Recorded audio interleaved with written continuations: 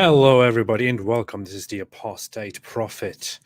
I swear I have the best music on YouTube, right? The best intro music on YouTube. It's amazing. I love it, and I know everybody else loves it too. And it's fantastic. I know. I am completely aware of that. Hi, everybody. How is everybody doing? What's up? What's up? I announced yesterday that I would make a call-in live show today, and that is what we are going to do today.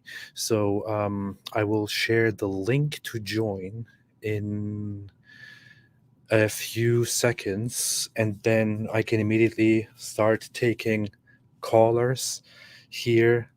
Anybody. I'm not making any distinctions right now between Muslims who want to argue with me, or people of different religions, or people who or atheists, or people who agree with me, or all that. It's just anybody can call and anybody can talk to me, which does not mean I do not reserve the right to kick anyone out. This is why I'm doing these shows. I just want to have the power to kick people off the calls. I just want to feel that power. That's why I do this. Kind of thinking of putting something on here, my wearable blanket, because it's so cold right now for some reason. But we will think about that further. I am now going to post the join link. There is no number. There is going to be a link that I am now posting in the live chat, which you will see next to this stream. In that live chat, it will be a pinned comment. You can click on it and go on StreamYard and join me right there. I am about to post it. I'm about to post it. I'm about to post it. And I posted it. And now I just need to pin it. It's done. It's done. Okay, I pinned it. I think I'm going to quickly put something on my body because I'm cold. Okay, just a second.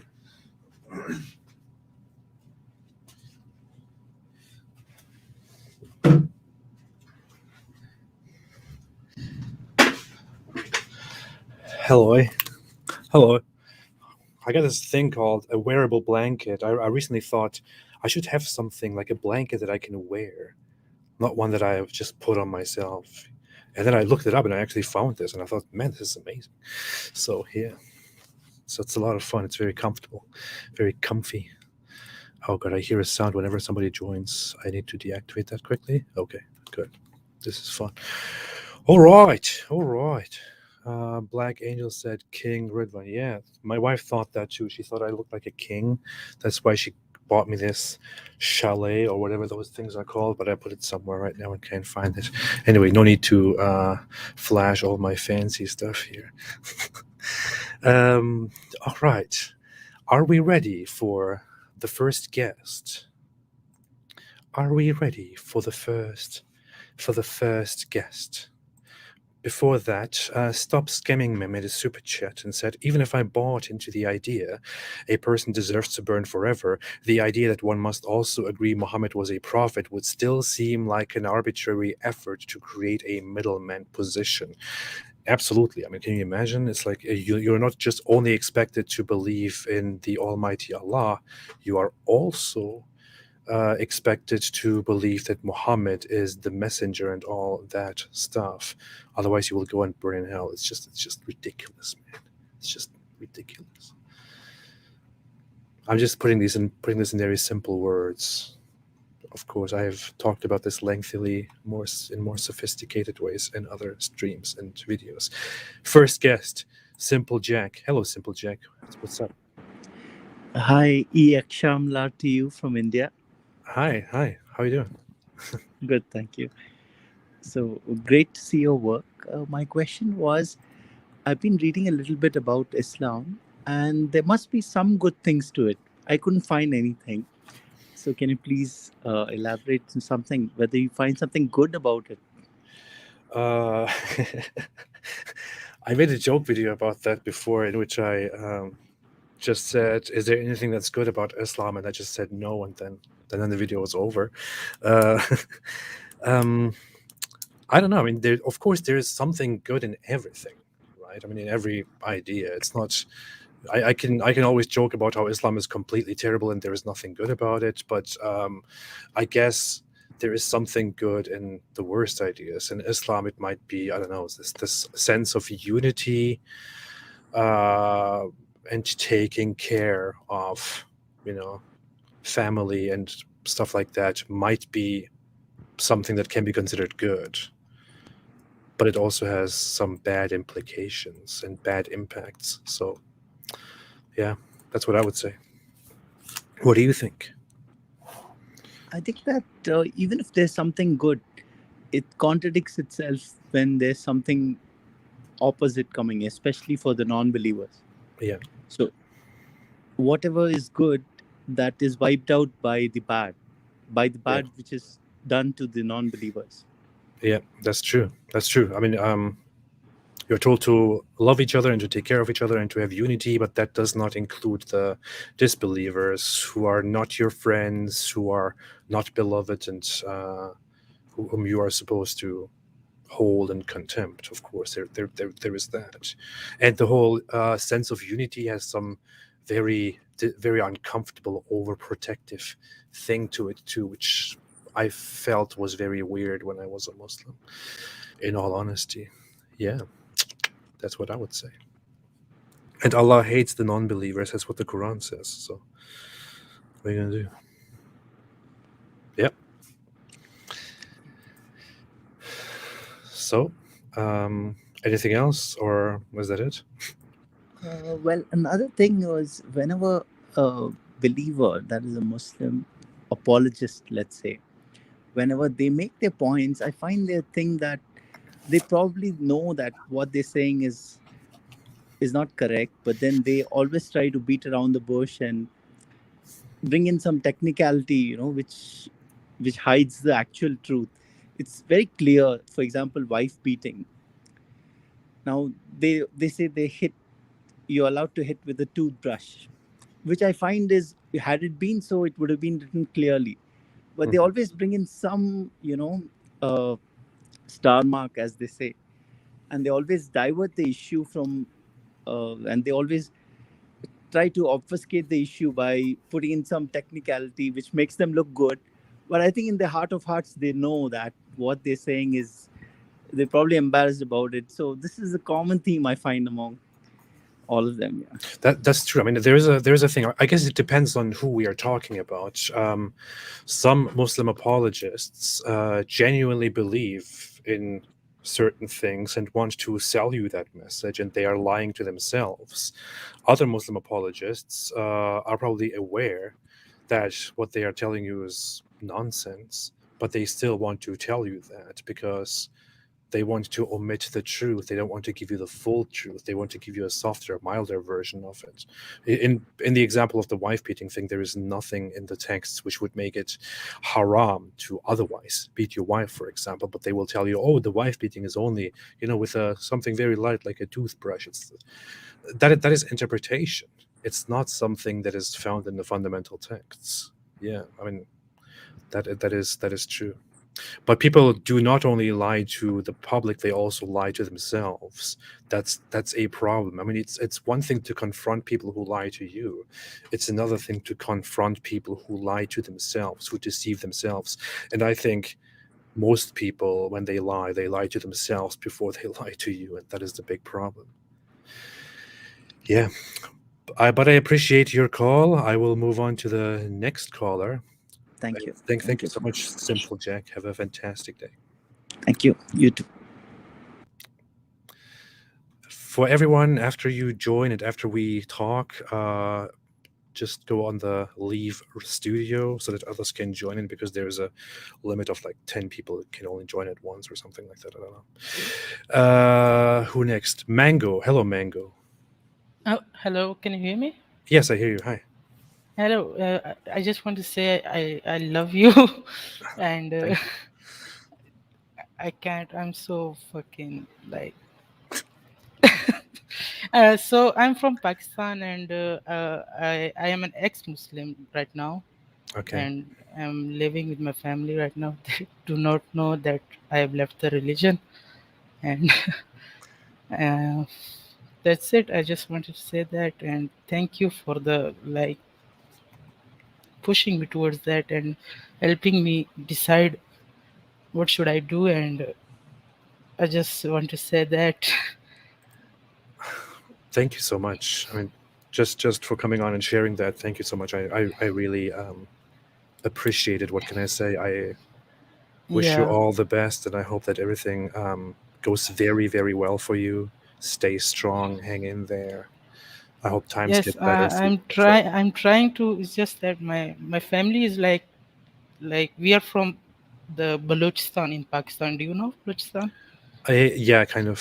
Yeah, you should. Yeah, I mean, you may know that Balochistan is like a very like stone age like place. And they're still living in like they don't believe in the government. They don't believe in the law. Everything is like they have their own. Especially from where I am from, I'm from like you just think of like animals like we have our own like law and everything. We call it balochki. Oh We yeah. don't have any relationship with the law or anything like that. We have our own leader. They decide what to do, like it's like that. And I've been trying to like leave that place, and but it's very hard for me. Is that like a regional, traditional, cultural code of living, like in the Yes. thing, like in Yeah, yeah, Afghanistan with the exactly, yeah. exactly, just like that. Like my sister, who she died like a few years ago, 2 or 3 years ago. She wanted to marry someone else that she loved, and my brother killed her due to that. I'm very sorry to hear that. And and the worst thing is no one could do anything about it. I've been going to the what do you call the the I wanted to file a complaint. I went to the police. I did everything, but they just say that we don't work with you. Like go call your Sardar. We call him Sardar, the leader of the thing, and they just settled the matter with like my brother and us. We have to give them 25 lakh rupees, and the matter was settled, and just like that. I'm very sorry to hear. I don't even know what to say. I mean, words are not enough. And is that just received by people as something normal? Is that Yeah. really all there is to it? Is there really no resistance, nothing that can be done about this? No, nothing. Like it was like that she brought dishonor to us. Like the whole we are like there are tribes. We are from a tribe. I can't say the name, but if someone sees this. So we are from a tribe, and the whole tribe like came together and collected the money for us to give them. Like who she married the guy, so that we can defend our honor. And and I'm so sorry to hear that. I bet I wish I mean I bet there is a way for you to at least seek a way out, you know, to take care of yourself and to I'm get out trying. of I'm that trying. region. I'm studying very hard. I applied. There was a scholarship for Hungary. I tried for it. I got good marks, but it wasn't enough. I will try next year, inshallah. So you see, Please like please get in touch with me. Send me an email. My email address is in the about section of the channel. It's the apostate prophet at gmail.com. Just send me an email there. Please get in touch with me, and I would like to forward your concerns to somebody who can help you out of that situation. I'm very sorry to hear your loss. I'm so sorry for what happened, for you having to deal with such a reality. I don't even know what to say. I'm very sorry. it's- Thank you. But I just like you. It was just you who kept me going. Like for the time being, I found you. I had left the religion way before I found you. Like, but when I found you, I was relieved. Like, I was I was like, I'm not the only one believing this. I just want to say thank you. That means a lot. I appreciate that. Thank you so much for sharing that. And Thank you. as said, please send me an email. Get in touch. Seek your way out of there. Nobody deserves to live like that against their will. I'm really very sorry, and I hope that everything goes well for you in the future, and that you have that you attain a peaceful, happier life after everything. Thank you. Thank you. And thank you so much for coming on here and sharing that. Okay. Thank you. Okay, we will talk. Okay. Okay. Okay. Jeez. Yeah, that's the man.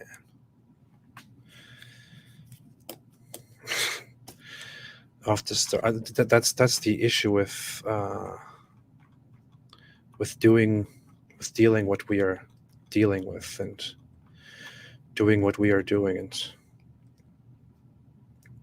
it's not just people having disagreements and different opinions and not wanting to believe in something that people tell them to believe. It's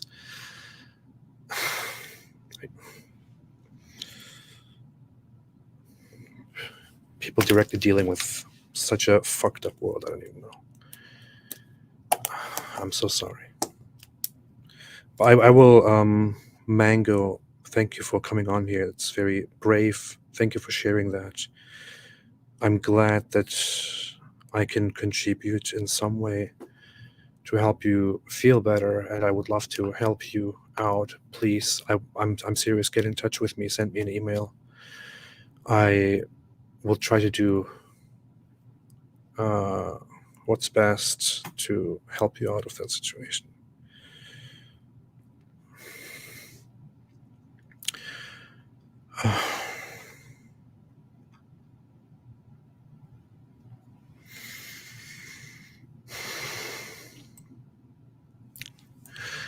Hello, Lost Fan. How are you doing?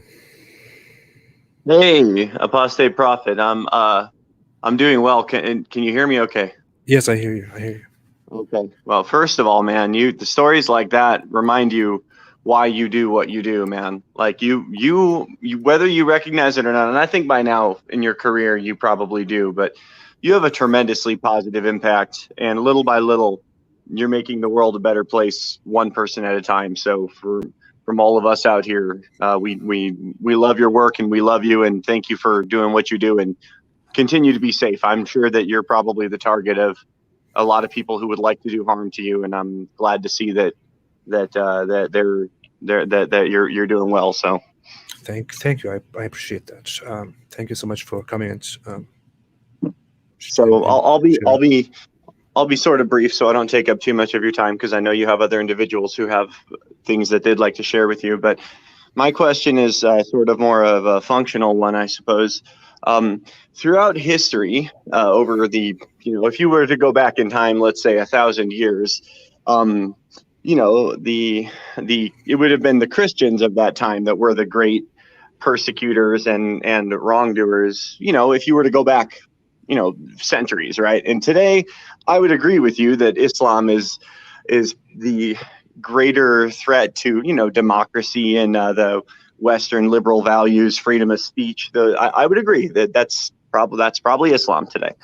But it was other Christians that helped bring Christianity out of those dark ages by essentially reinterpreting the Bible or looking at it from a different perspective. So Christianity didn't go away, but it changed and became something that can coexist in a world where in a nation like the United States, where we have freedom of speech and so on, freedom of religion. I'm wondering if, in your view, what role, if any, do you believe that more moderate, reasonable Muslims play in bringing an end to the kinds of situations like we just heard from your last guest there? Well, it depends on who we're talking about. It's just people in time go through different ideas and different understandings of how they perceive their ideologies and theologies, and how they interpret them and put them, how they implement them. I agree that there has been a lot of change over the centuries in different religions and different environments, including in Christianity. In Islam, it will also slowly take place. In all honesty, I think that people who are outright reformists and modernists, and who bring us a new interpretation of Islam, they don't really create that much change. They don't really have that much of an impact on the general Muslim beliefs. I think it's more the average Muslim within mainstream Islam that changes over time, necessarily with the times that are changing. Even the many Muslim apologists that we have today, we often say they misrepresent Islam and they lie to us. They give us a sugar-coated, whitewashed version of Islam. But what they actually do is that they try to hold on to the traditional aspects, the fundamentals of Islam, and try to reinterpret them within modern, within the frames of modern perspectives on morality and the world, because they are in the end merely humans, and they need to somehow go with the times, no matter how traditionalist they are. And you will see this when you look at old classical books of Islamic law. You will see that Islamic scholars in the early centuries had extremely harsh things to say that the vast majority of scholars nowadays do not strictly hold on to. They call themselves traditionalists, but they still have very modern, relatively modern interpretations of their Islamic religion. So this change happens over time from within. That said, I think Christianity has always had a good chance to move on from within, because Christianity doesn't have these firmly established strict laws on do this, don't do that, or else. Whereas Islam, for example, has that. Islam has everything laid out for all kinds of behavior, from how you eat to how you walk and how you drink and who you marry and all of that. And it's just, it's all clearly laid out. I'm sorry, I'm a little bit I'm a little bit out of balance because of the thing earlier. I'm kind of losing track of my thoughts. I understand, man. I get it. It's a heartbreaking story, and anybody who doesn't understand the need for immediate action and change in the Muslim world needs just to take a couple minutes out of their day and listen to that story, and then see how they feel about the need for change. Yeah.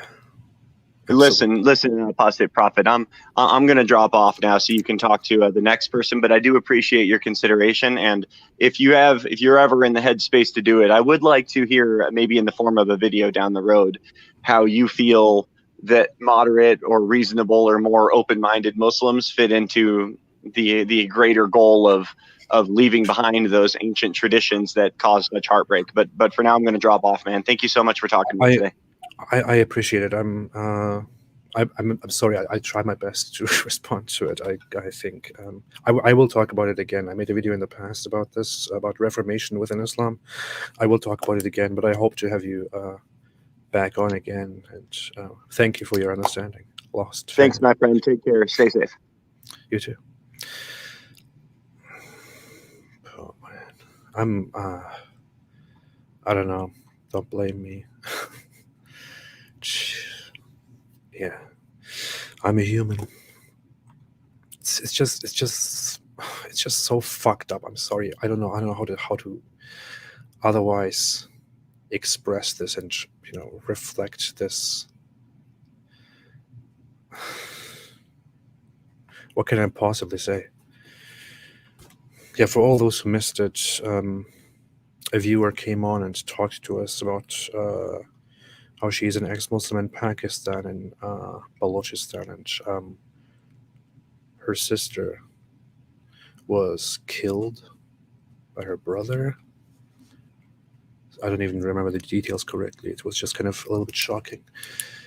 And she shared that with us. And these are the realities of the actual world of living in Muslim cultures. And fuck Islam, seriously. Fuck Islam. Fuck Islam. Fuck Islam. And Pakistan. Give me a moment.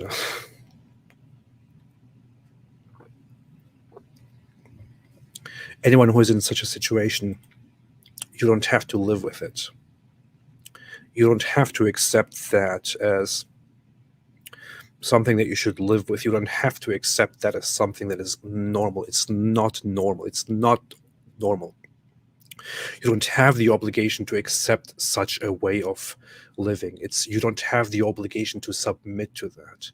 You are not obligated to be a part of that or a victim of that. If you are oppressed by such a disgusting system, by such a disgusting, fucked up system, you don't have to live with it. You can reject all kinds of obligations for loyalty and find your way out of this. Find your way out of this. Get out of it, at whatever cost it is. You don't have to die for such bullshit. You don't have to be killed for such bullshit.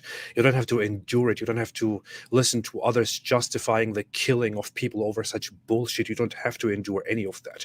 None of that is necessary. Nobody is obligated to live with stuff like that, with such barbarian savagery, with such inhuman filth, with such sick mindsets. Nobody needs to be a slave to that. Find your way out of it. If you must get out of it, find your way out of it. Contact people who can help you. Find means to be relocated to a different place, to a different country. If you don't find the way, do whatever you need to do to get out of that situation and live a better life. You are not a wild animal who has to endure other wild animals biting and killing you and forcing you to live their way of living at the cost of your life. Nobody has to endure that. And anybody who says that you have to respect that, anybody who says you have to live under that and you have to respect that or else, go fuck yourself. Anybody who says that you have to respect the codes of culture or of marriage or of believing in this or otherwise facing the consequences, go fuck yourself. Anybody who says this is our culture, fuck your culture. Anybody who says this is our tradition, fuck your tradition. Anybody who says this is our religion, fuck your religion. Anybody who says this is my religious book, fuck your religious book. Anybody who says this is my prophet, fuck your prophet. Nobody has to respect any of that fucking bullshit. Find your way out of this. You are a human. In the world, humans strive for their own well-being. You don't have to be a slave. You don't have to be a bug and be stepped on. You don't have to endure any of this shit. And anybody who disagrees with this is a fucking filthy bastard. Go fuck yourself. And I hope your fucked up traditions are overrun and changed as soon as possible for some more enlightened human existence where people can live freely.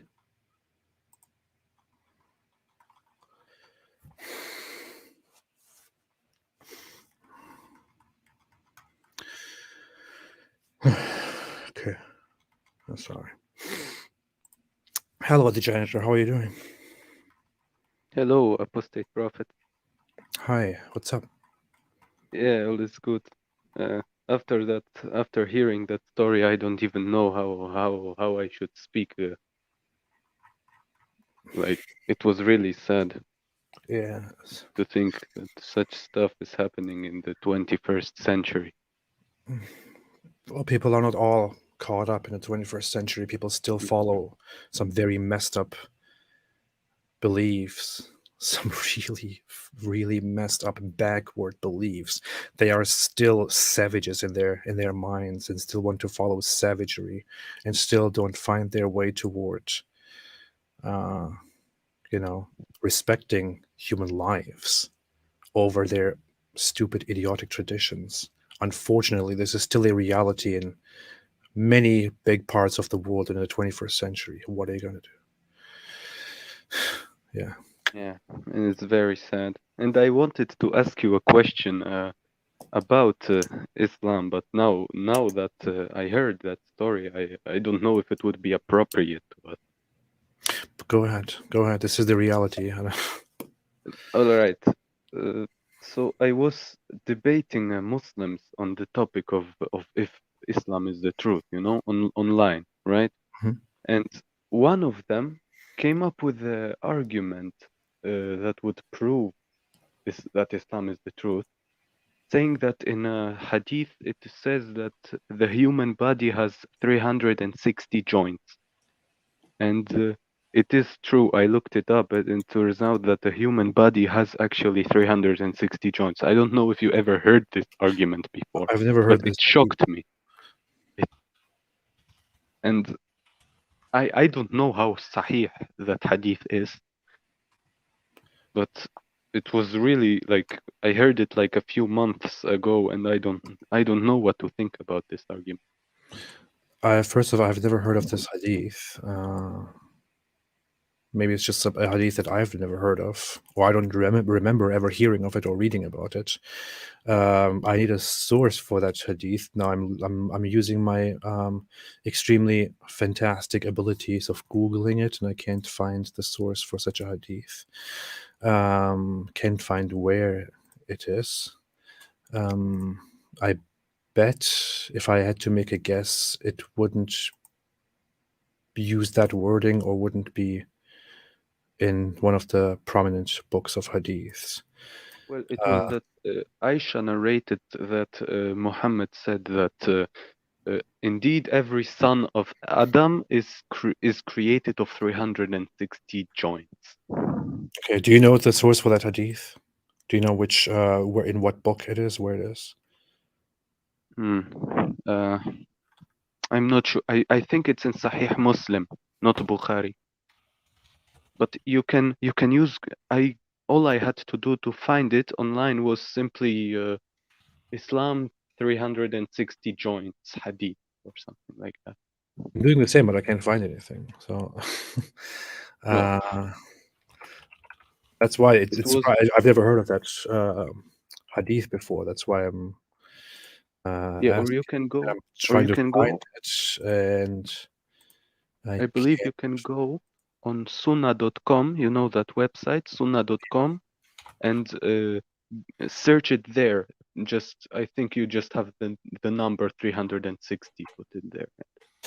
When it will direct you there. I bet if I search for 360, I will come to the one that talks about idols. I don't see anything else.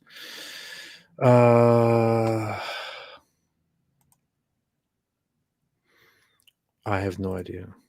Okay, I've one thing that says there are 360 joints, which appears apparently in Adab al-Mufrad. Not sure if it actually says joints. Let me see. I would have to look further into that. It is ruled later on as probably sahih or not sure. It is, as far as I can tell, a hadith that is not supported by any other surrounding evidence. So we don't actually know if such a hadith was related and brought, traced back to Muhammad. I need to look into who transmitted it, how it was transmitted, and what the wording actually is. I will look into this, but as said, I've never heard of this before. And that's all I can say about this right now. I'm sure I can make a short response to that at some other time. Oh, all right. I'll be very then honest. I've never heard of it. So Never heard of it. yeah, never. Well, heard I heard it quoted twice to me, and it was really strange because History.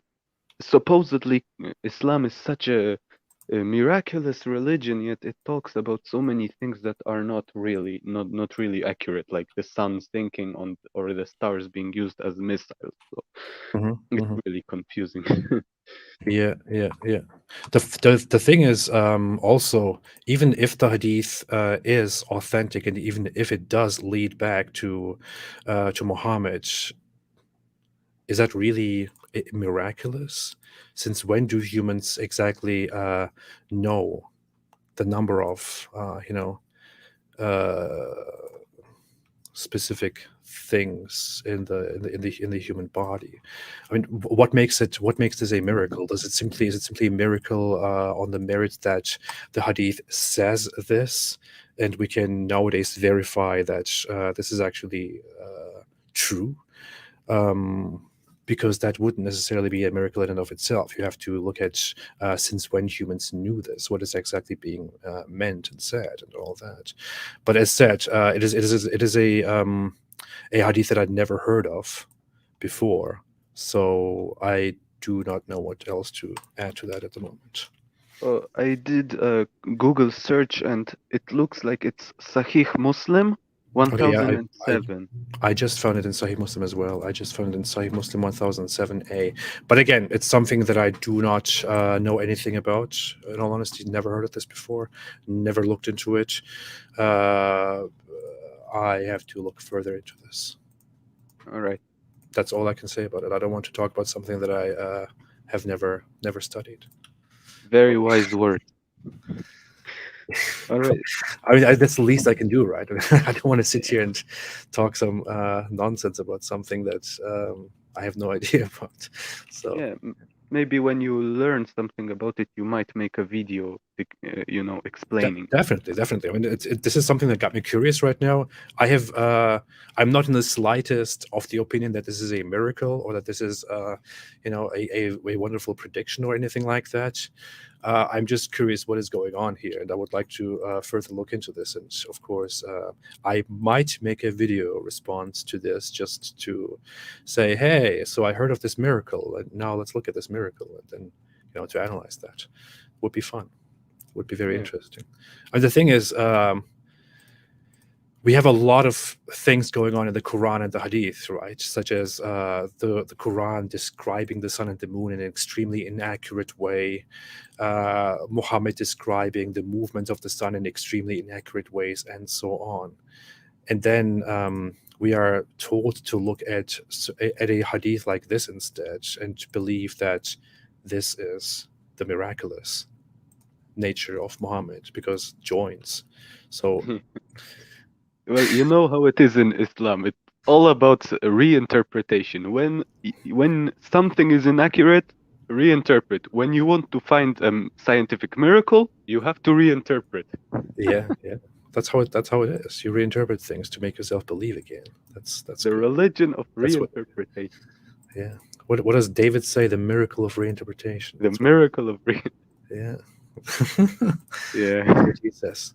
I want to quickly, while I am on this topic, look into the actual sourcing and the people in this hadith and what the wording actually says. That's why I'm kind of stalling here, because I don't want to lose this and then later not be able to get back to it. But man, yeah, the Arabic version says that too. It also talks about 360 joints. 1267. Jeez. Joints. I will look into this later. I will definitely look into this later. Thank you, AP.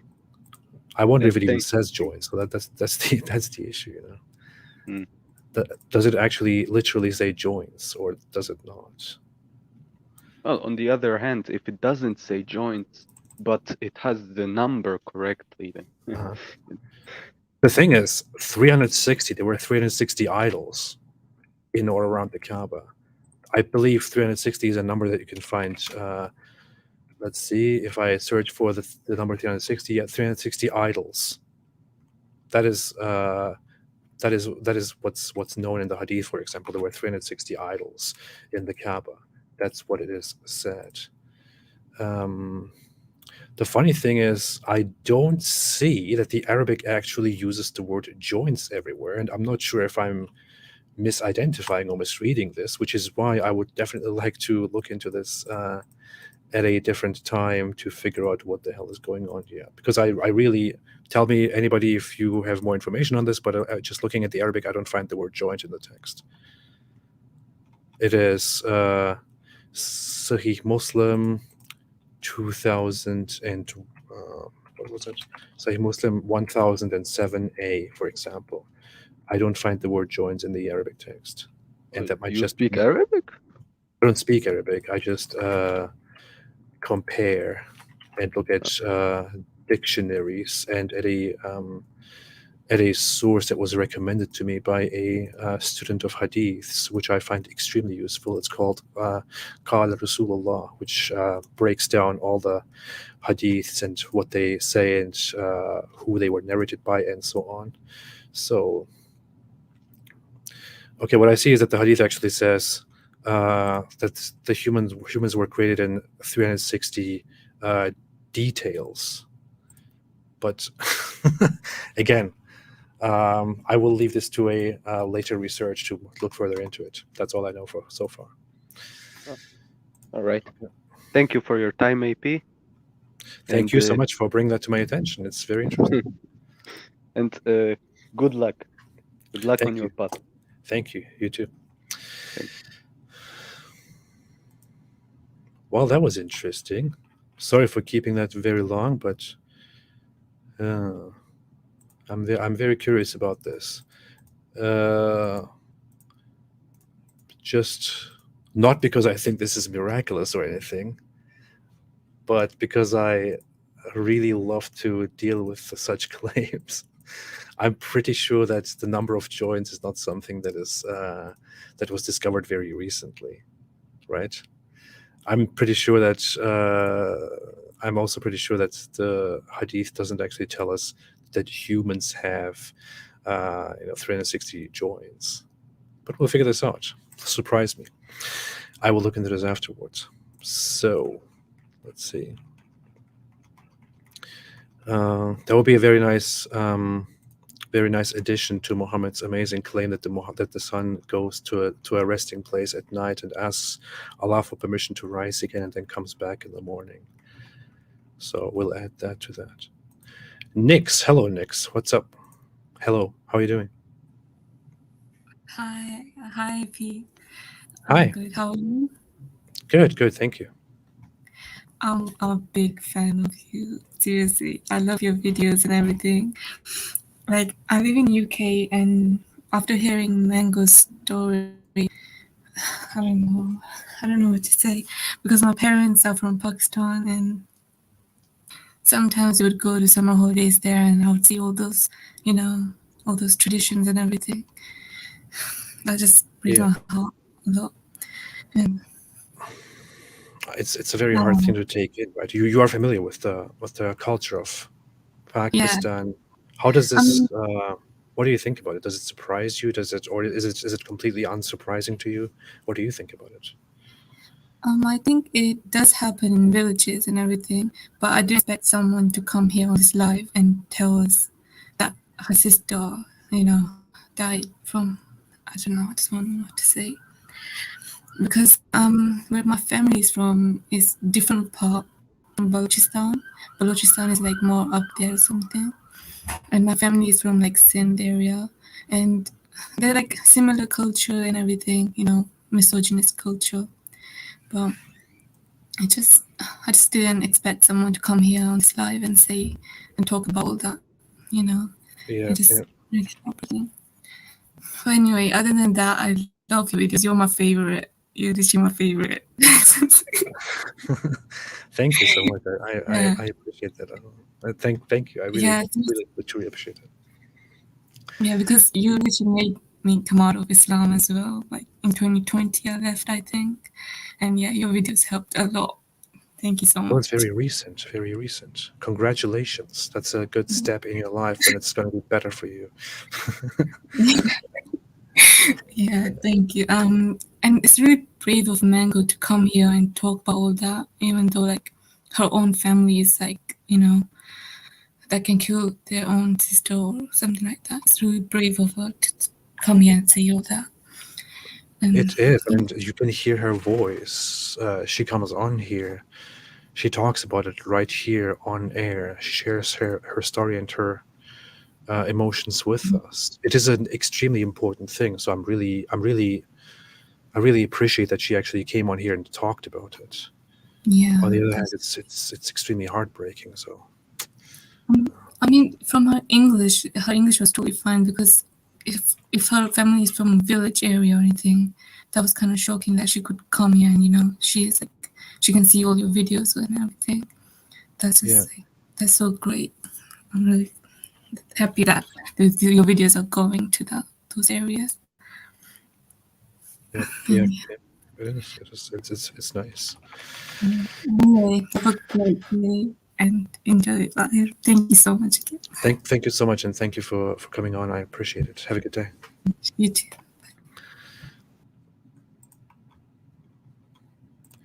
All right. I'm on the side. I'm looking at that hadith that that was just brought up. Okay, it's funny. This is very funny. I'm going to make a response to this. I already see where the flaws are, but I want to collect my thoughts and then make a response to this. This is funny. It's hilarious.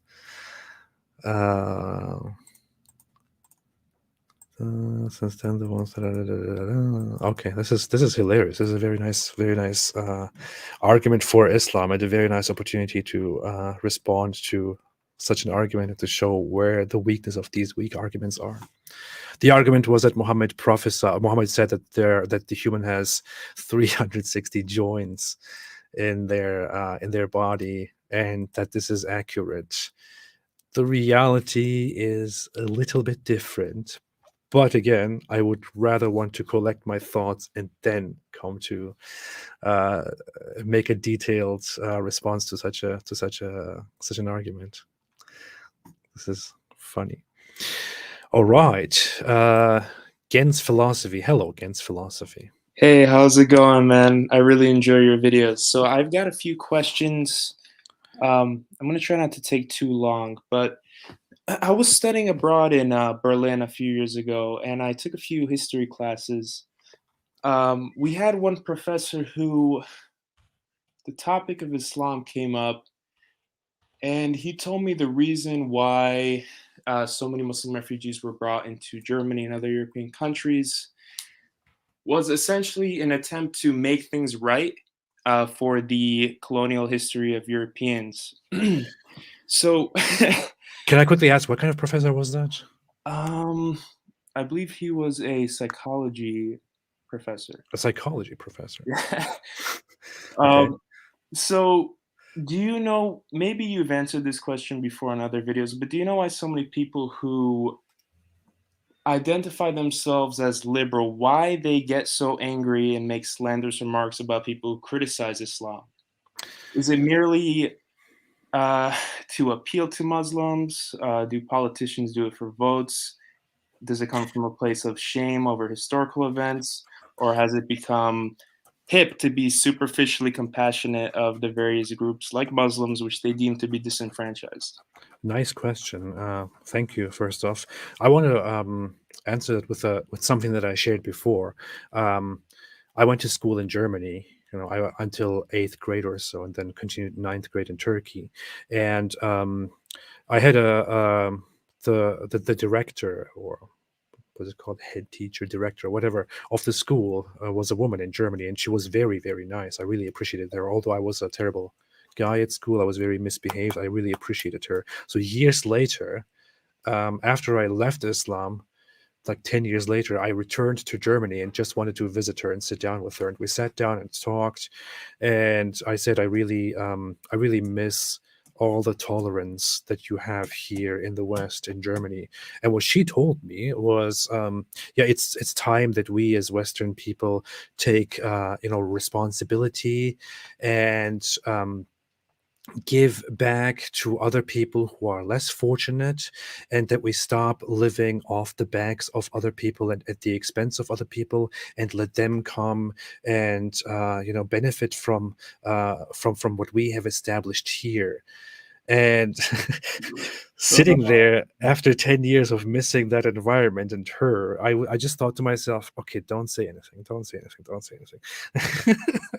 because I just thought to myself, what the hell are you talking about? I mean, it's not like the West was, or Germany or Western people were kind of extraordinarily bad to the world, and that that we are stealing something from the rest of the world, that we must give back to all those who also just try to be like us but who can't because they're disadvantaged. That's not reality. That is not how the world functions, how it has functioned. That's not how things work. Different cultures are not currently at the stage of Western civilization because they don't want to go the same path that the West took over the last centuries, especially since the turn of the European miracle, as it is called. The West did not just become so enlightened and advanced because the West took advantage of everybody. That's of course there is something, there are some power games to it. There is a reality of colonization, for example, and extended trade through power, which made Europe richer and which made things easier. But hello, the Muslim world was not a world that was innocent and that just wanted to live their own culture and their own lives. I mean, the last empire that we had was the Ottoman Empire. I went to Turkey and I learned to be proud of that Ottoman Empire, which had only one goal, and people are proud of that still nowadays, which is to conquer the world, spread Islam, and make the world bow down before us, to take advantage of everybody. This is how the world functioned. This is how Islamic empires functioned. This is nothing unique to Western culture. Sorry for that long rant, but just to add a little thing about your question on why people feel this need to be to speak so nicely and to make up all these excuses. I would say there are a lot of different reasons depending on who you ask, but in the West it has kind of become with enlightened ways of thinking, it has become a virtue to appear compassionate towards others, especially after some things that happened in the 20th century. And I guess within that virtue culture, people really want to show how understanding and how compassionate they are, and many of them are genuine, at the expense, unfortunately, of the realities and of fairness, I would say.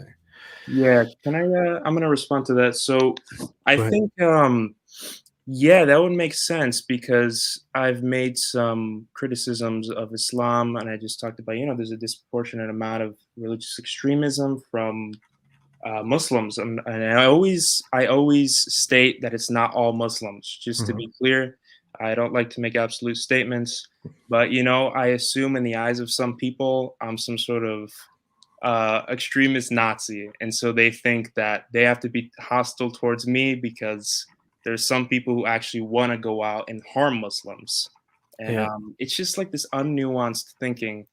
And but then I assume there's people who they get a sense of sort of narcissistic pride from trying to look good. Yeah, But I mean, me. I'm on Twitter. People can see my name and what I look like, and they can read my bio. And on Twitter, I get some American young people occasionally respond to me and say something like, "Stop this bigoted nonsense. I bet you have never met a Muslim in your life." It's just so funny. It's very ironic. Yeah, and in regards to the history, I always hear this incessant criticism of the Western world. from Westerners themselves and from many Muslims when they completely try to. I think it's a way to deflect from the historical actions of some Muslims. They try to cover up the fact that, the Ottoman Empire, for example, had slaves from Eastern Europe, Christian slaves, or the Arab slave trade, for example. I Yeah. think it's a form of deflection because they try to disregard some of the contemporary issues within their communities. Even Yeah. within the UK, like that woman who called earlier reminded me of one woman who was actually murdered by her parents because they said she was, quote, too westernized. Oh yeah. Yeah. Yeah. Cases exist everywhere within the Muslim world. It's considered normal by so many people. It's incredible. I mean, people have this thing. Western people love to be very self-critical. They learned to apply, criticism to their own stances and their own cultures and own ideas and their own past. And that's the funny thing. When you criticize something within Muslim cultures, they say, "Look at your own problems first." The funny thing is, Western people do look at their own problems in general. I mean, when I grew up in Germany and I went to history class very early, I learned to look at history objectively and to criticize the hell out of Christian Europe and of German Europe throughout the ages, while also critically analyzing the other side. Looking at the facts and acknowledging that everybody, including our side, makes big mistakes. And how could Germans not do that? I mean, people feel extremely guilty about World War II and all that. In Turkey, then, in contrast, when I went there, it is self-criticism in education is extremely uncommon and is not welcomed. People don't want to criticize their own Turkish culture and identity and history and whatever it is. And you can find that same pattern in Muslim cultures around the world. They will not admit that they themselves were unjust or bad or evil to others and that they need to correct themselves. You simply don't find this. And here's the thing. You have the Muslim world, which is prone to deny their own faults, and the Western world, which is prone to accept their own faults and deal with them. And then you have Western people who speak about both problems and who will just criticize their own side, but not the other side. And they will basically play into the hands of the Muslim culture, which is just out there and wants to say, "Hey, you know what? We are innocent. We never did anything wrong." This is, you see where the problem is, right? It's so hypocritical. Yeah. There's one more thing I want to ask you. I want to make it very quick. There are lots of really people waiting. Lots Yeah, of people right. waiting. So So I don't know if you've seen this. It was this really brief debate between Richard Dawkins and a Muslim when he traveled to Jerusalem, and so I see, like, there's this issue I see sometimes when people debate about religion is that Dawkins came in debating about the existence of God, whereas the Muslim was primarily focused on moral issues or some could say cultural issues in the Western world. And they didn't really come to any common understanding because of that. And the way I see it, when debating religion, I think some people, I know, like, the morality becomes intertwined with their scripture and their divine authority, but sometimes I feel like I don't really know how to word this, but do you understand what I'm trying to say? I guess sometimes, like, I think when, like, if someone, for example, was to hold more conservative viewpoints on certain subjects, sometimes they're labeled as Christian. When I see sometimes these issues aren't really related at all. yeah. I mean, I understand what you said about the debate. I couldn't connect that to what you said last, but Yeah, like, sometimes I've sorry to cut you off. for Muslims, it's extremely hard to actually debate their own theology. Yeah. I have to say that. This is why I always insist on doing exactly that. Debating about, is Islam true or not. I don't want to talk about all the other stuff. I don't want to talk about God. I don't want to talk about if my morality is better than your morality. I want to talk about whether Islam is true or not. This is Islam is extremely weak in that field, which is why you will not see many Muslims engage with that, but rather criticize, Western culture or different religions and their beliefs and behaviors, or the existence of God, and so on. Regarding conflating religions with each other, we have a duty. I would try to fulfill that duty of just showing to the world what Islam is and how it is different from different religions. Thank you, against philosophy. We have to move on. Thank you. I appreciate you. I appreciate you coming here. All right. Quick gap here. Mahlij is here. Hi, Mahlij. How are you doing? You should come on with me sometime and go live with me together when we can comment on things like these. It's funny when liberal women argue how Islam gives women rights. Keep up the good work, AP. Thank you so much. I know it's very dumb. It is extremely dumb that people actually do stuff like that. This is why we need to show people how Islam actually is. And I think there is a better method that I didn't make use of over the years because I thought it was kind of cheap, but now I see that it's very effective, which is taking clips of Muslim scholars and apologists actually saying things and putting them out there for everyone to see in bite-sized videos. It works perfectly. People have very strong reactions. We need to do more of that stuff. Mahlij, I really appreciate your work too, and thank you for being here.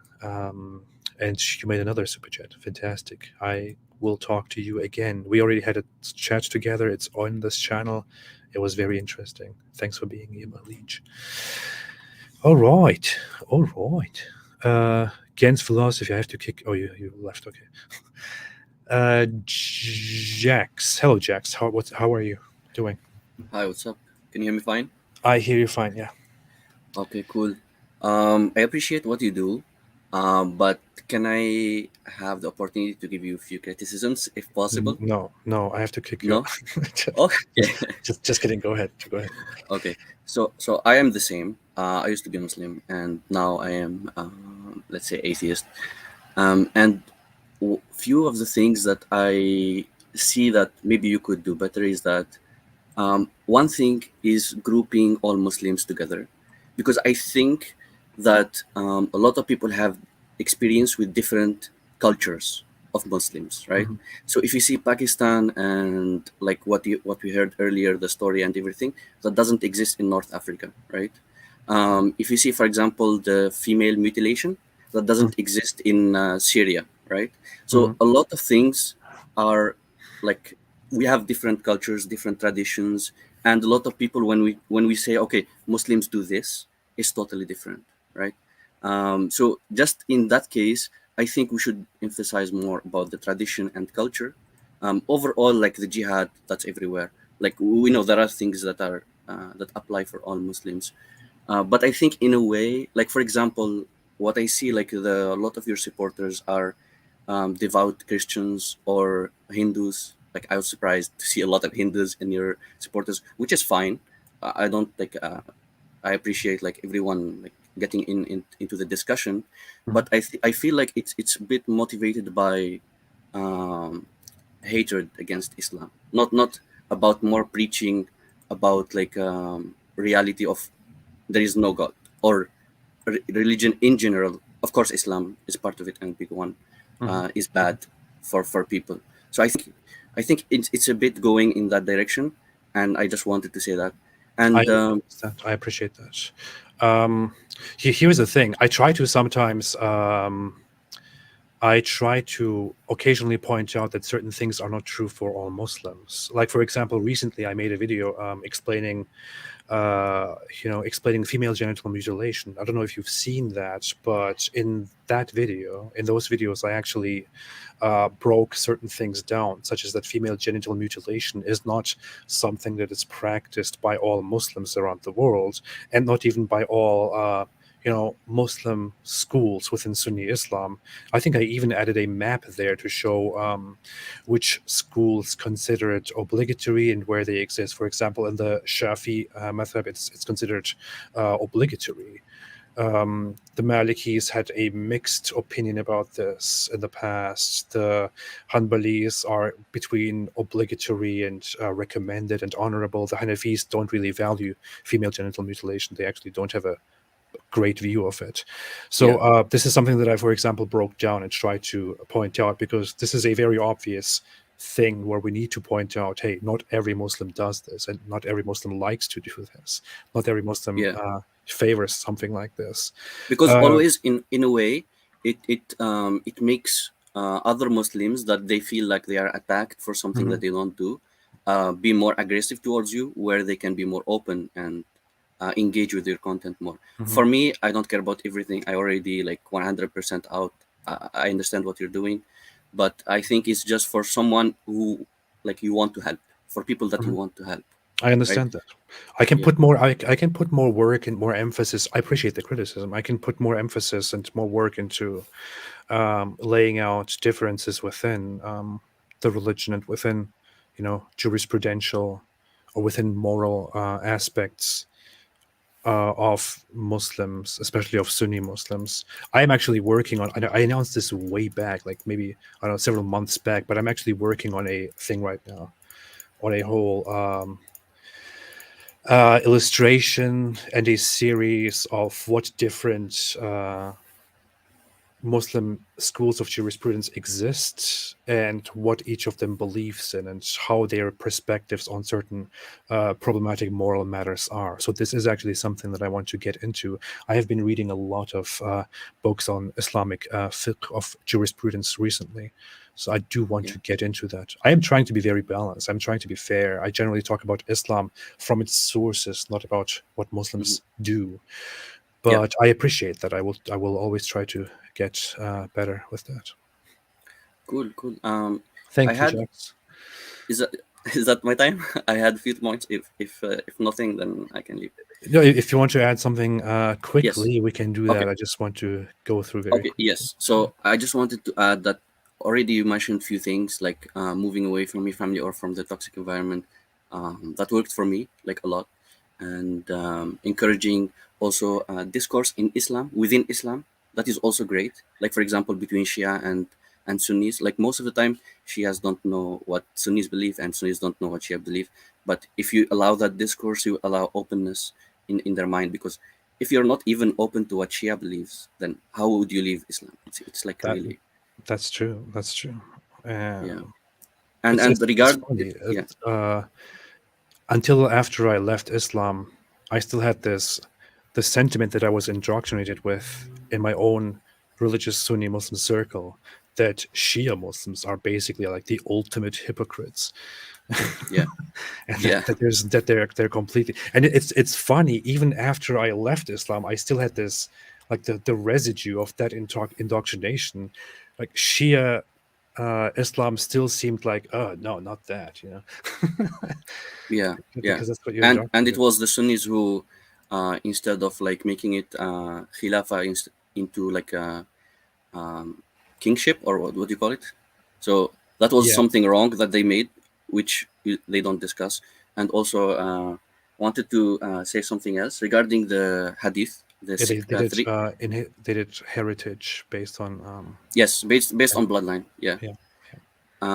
which was something clearly wrong, like what was left from Islam. I'm not saying Islam is right. I'm saying it was better to leave it as who is the best person to lead, who's the best leader or something. I mean, the Umayyads began that thing very early, right? They adopted that thing, like that the son would adopt. Yes, they are the guys. Yeah. That's what I'm mentioning. Yes, and they had this Arab supremacy feeling idea as well. Yes.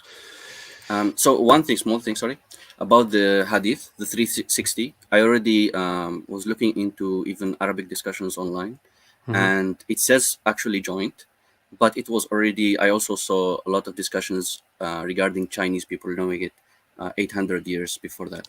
So I think it's not like maybe Muhammad was like what do you call it?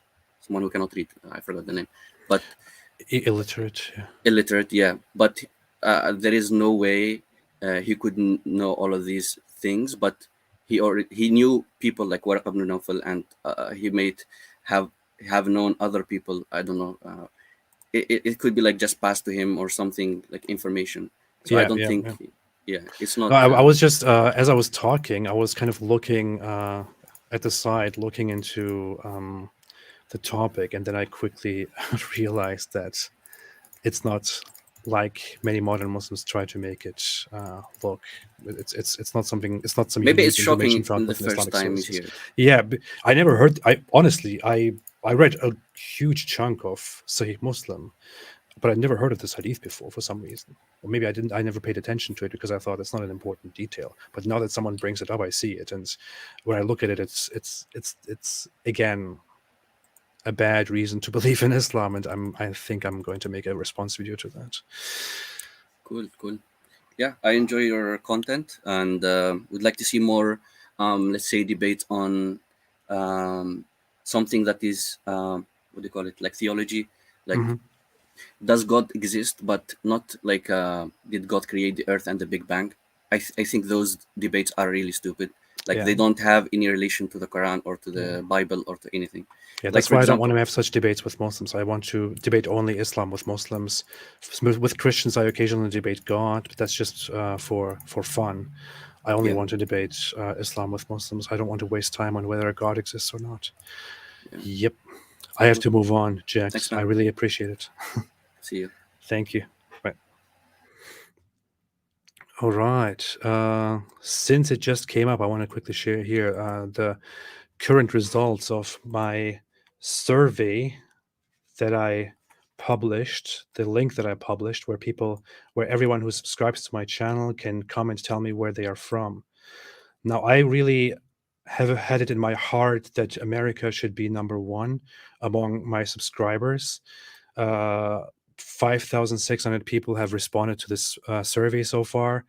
Unfortunately, India is 21.9%, America is 16.9%, and then the UK is 8.4%. At least these two together are more than India. So, and then Canada is 4.9%, Indonesia, Germany, Malaysia, Australia, Sweden, Bangladesh, South Africa, Turkey, Netherlands, France, Nigeria, Italy, Philippines, and so on. It goes on like this. What I wanted to say, I said I wanted America to be #1 because I have a special feeling and a special relationship with America. So what I want to ask from the Indians is that they move to America so that we can increase the number of American subscribers to this channel. If you could do this just for this, I would really appreciate that. And what religious beliefs is concerned, here we have 39.1% Christianity, 39.1% Christianity, which is the majority. Together with that, I think equal number, right, is atheism and agnostic, which both is technically atheism, but the next big one is atheism, then Hinduism, then agnostic, and we have 2.5% Islam. These are the subscribers of this channel according to this poll. Judaism 1.2%, and then we have other religions, and we have Buddhism over here with 1.1%. This is very, very interesting. Some very, very interesting stuff. And we have 19.2% female and 80.1% male, which is kind of nice to see. I see on many channels that talk about religion or politics that they have a very small number of female viewers. It's good that that's not true for me. Yeah, okay. And that's that. More people can take this poll by just going into the YouTube community post and taking the poll. And Indians, please move to America so we can have more American subscribers. Okay, Hal Jordan, hello. How are you, Hal Jordan? Hello, AP. How are you? Good, how are you? I'm good and sleepy. Maybe because you took 1 hour in taking me in. Whoa, yeah. Anyways, Sorry. don't do it again. But anyways, I'm Raj from India. Nice to meet Hello. you. Yep. Thank you. And first of all, I want to start with a bit of appreciation, not just for you, but many ex-Muslims that they took it upon themselves to bring about a positive change in the world, and like spend a significant time of their lives in making a world better, making the world a better place. And my question is, that does atheism has to be anti-religion? And my point is that most of the religious people, they say that whoever believes in or ideologies is correct, and the rest are destined to go to hell. And and atheists, and they also say the same thing, even though atheists are correct actually, huh? But still no one is preaching about acceptance of others' ideologies, because even though atheists are correct, but they should also accept that religious people have their beliefs, even though unless they don't act radically, obviously. I agree with that, Raj. So to answer the question, I don't think atheism has to be anti-religion at all. On the contrary, I have said before that I'm not anti-religion, and I even made a long video called "Are All Religions the Same?" or something like that, in which I explained that I'm not anti-religion, that atheism is not equal to anti-theism or to anti-religion, or it's not similar to certain communist systems which established state atheism, where they want to repress religions or things like that. Atheism by itself, on its own, simply means that you don't believe in a deity. That is what I am as an atheist. But whether I dislike or hate religions, or whether I am neutral about religions, or whether I love religions, is completely separate from that. That has nothing to do with whether I'm an atheist or not. I am an atheist, but I actually really appreciate studying religions. I don't hate them. I appreciate a lot of things within religions. I don't think we have an obligation to get rid of all religions as soon as possible. I think if people find peace with certain religions, I don't have anything against that. I don't have anything against believing in the supernatural. So I certainly am not an anti-theist for myself. Yeah, because I also think that like, I won't name them, but I saw a few atheists who were extremely aggressive towards religion, and even though they are in a very tiny minority, even in the among the atheists, I think that if many atheists believe that way, like, the world full of atheists will be very colorless if everyone thinks like that. Because how I think that even though I'm an atheist myself, I still like to call myself a Hindu, because Holi and Diwali are the happiest days of the year for me.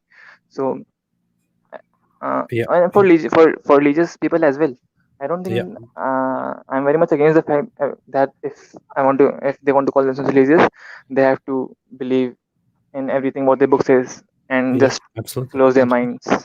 Absolutely. I this is why over the years I had this whole thing that I didn't want to call myself an atheist. I didn't like the label, because atheism was kind of related to being hateful about religion and all that, and I wanted to just be called non-religious instead of atheist. But that was just my way of dealing with it. In the end, technically I am an atheist, so but that doesn't mean I have to dislike religion, and people can still hold on to certain religious aspects while being atheists. And there are also religions, as you said, there are certain religious cultures which believe in things but which are still atheistic. For example, I don't know, in religious courses, you give your example from Hinduism, but in religious courses, I learn, for example, that Buddhism is very much an atheistic or non-theistic religion, because it doesn't recognize the existence of gods. I heard that as well. And it doesn't speculate about them. Says you don't need to speculate about that stuff. It's just suffering and all that. You said you're from India, right? Yes. Okay. I want to ask you personally if you will be ready to move to America. Most probably, I will move to America. To change the demographics of this channel and to make America #1 among my subscribers. Yeah, most probably I will go. Most probably I will actually go to America. Okay, good, fantastic. That's great. Now that we have that solved. But thank you so much for calling for just joining. last question. Just last question. Very quick. Yeah, very quick. Do you still think that no? Do you still wish that you got 72 hoods even after leaving Islam? What? I didn't understand. You're Do you speaking very still fast. do you still wish that you could get 72 hoods even after leaving Islam? Yeah, no. Yeah, okay, I fine, I fine. talked about that before, and I'm serious. People think that's just something that I say, but I'm serious. When I was a Muslim, I thought, do I really have to get virgins in heaven, or do I really have to get those houris in heaven? Is Then like also, if I don't want this, will Allah force me to have them? I don't know. yeah. yeah. But thank you Anyways, for thank you, joining. Hal. thank you, and thank you for having me as well. Thank you. Bye. Bye. All right. That was it. So we have at least convinced one person to move to America. That's good. Soon this channel will be a channel with #1 American viewership. That's amazing. Fantastic. So, Gebote Jesus said, Ridwan, make German videos. Mach deutsche Videos gegen Imam TV. TV. Wir wissen, dass du Deutsch sprechen kannst. Ich weiß auch, dass ich Deutsch sprechen kann. Ich weiß, dass du weißt, dass ich Deutsch sprechen kann. Ich habe aber sehr wenig Zeit, um deutsche Videos zu machen. Ich würde gerne mit jemandem zusammenarbeiten, um deutsche Videos zu machen oder live zu gehen auf Deutsch. Aber ich habe leider gerade nicht genug Zeit dafür. Ja. Das ist gut. Ja. Keiner versteht mich, nur die Deutschen. Amazing. Truth said, hello, Truth. Hello, welcome. How are you doing? Yeah, fine, AP. Nice to meet you. Nice to meet you. What's up? Yeah, very good. I just want to ask something, maybe if you can teach me how to, because last time I debated with Muslims. Hello, can you hear me? Yeah, yes, I hear you. I'm listening. Oh yeah, and then we talk about slavery. We talk about slavery, and then he claims that whenever a slave came to her master and offer a contract, which is I think you know about the contract, which is mukataba. Mm-hmm. And then whenever she offered that kind of contract, the master must accept that kind of contract. And then I refute him. With the verse in Surah 24, 24 verse 33. I told him that the conditions is lies on the master. Yeah. If you find any good within them, right? Yeah. But then he argued he said that he used a case of Syrian.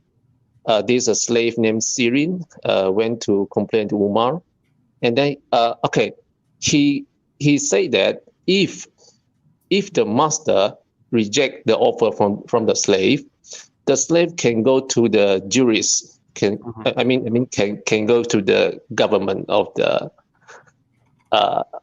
can go complain to the government, and then the government will take action, just like Syrian go to complain to Umar. Yeah. So, yeah. It is a funny thing, right? We're talking about slavery, and then and then the objections come. Well, there are conditions of slavery, and slaves could make an agreement and free themselves, and this and that, which is very funny. When we were talking about the details of it, but just acknowledge the fact that there is slavery, the ownership of a human by other humans, over a human by other humans. But regarding the question, it says if you see in them, I don't remember the exact wording, but goodness in them, or if you see it right in them, or something like that, then you should accept their demand, their request for a contract to free themselves from slavery. That's what it says. Here, the issue is in the first centuries and over the centuries, Muslim scholars debated this and did not say that a Muslim owner is obligated to free his slave. if the slave asks to be freed. This is not a unanimously agreed thing in Islamic law. I just read something about that recently. I was looking for a book, but it's not here. It's way over there.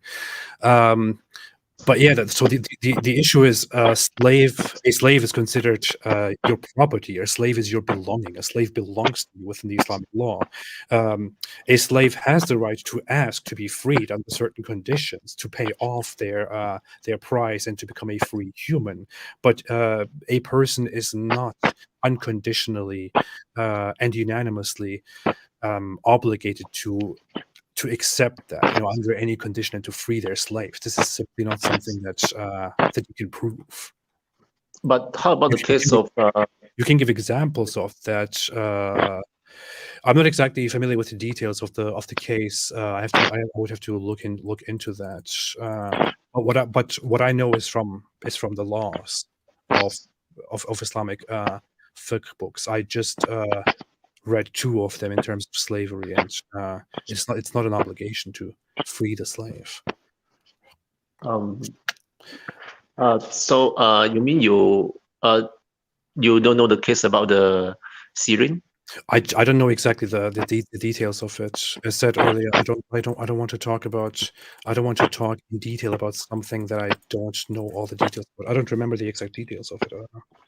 It is in the commentary of Ibn Kathir on Surah 24 verse 33. Yeah, you can find that hadith is mentioned inside there.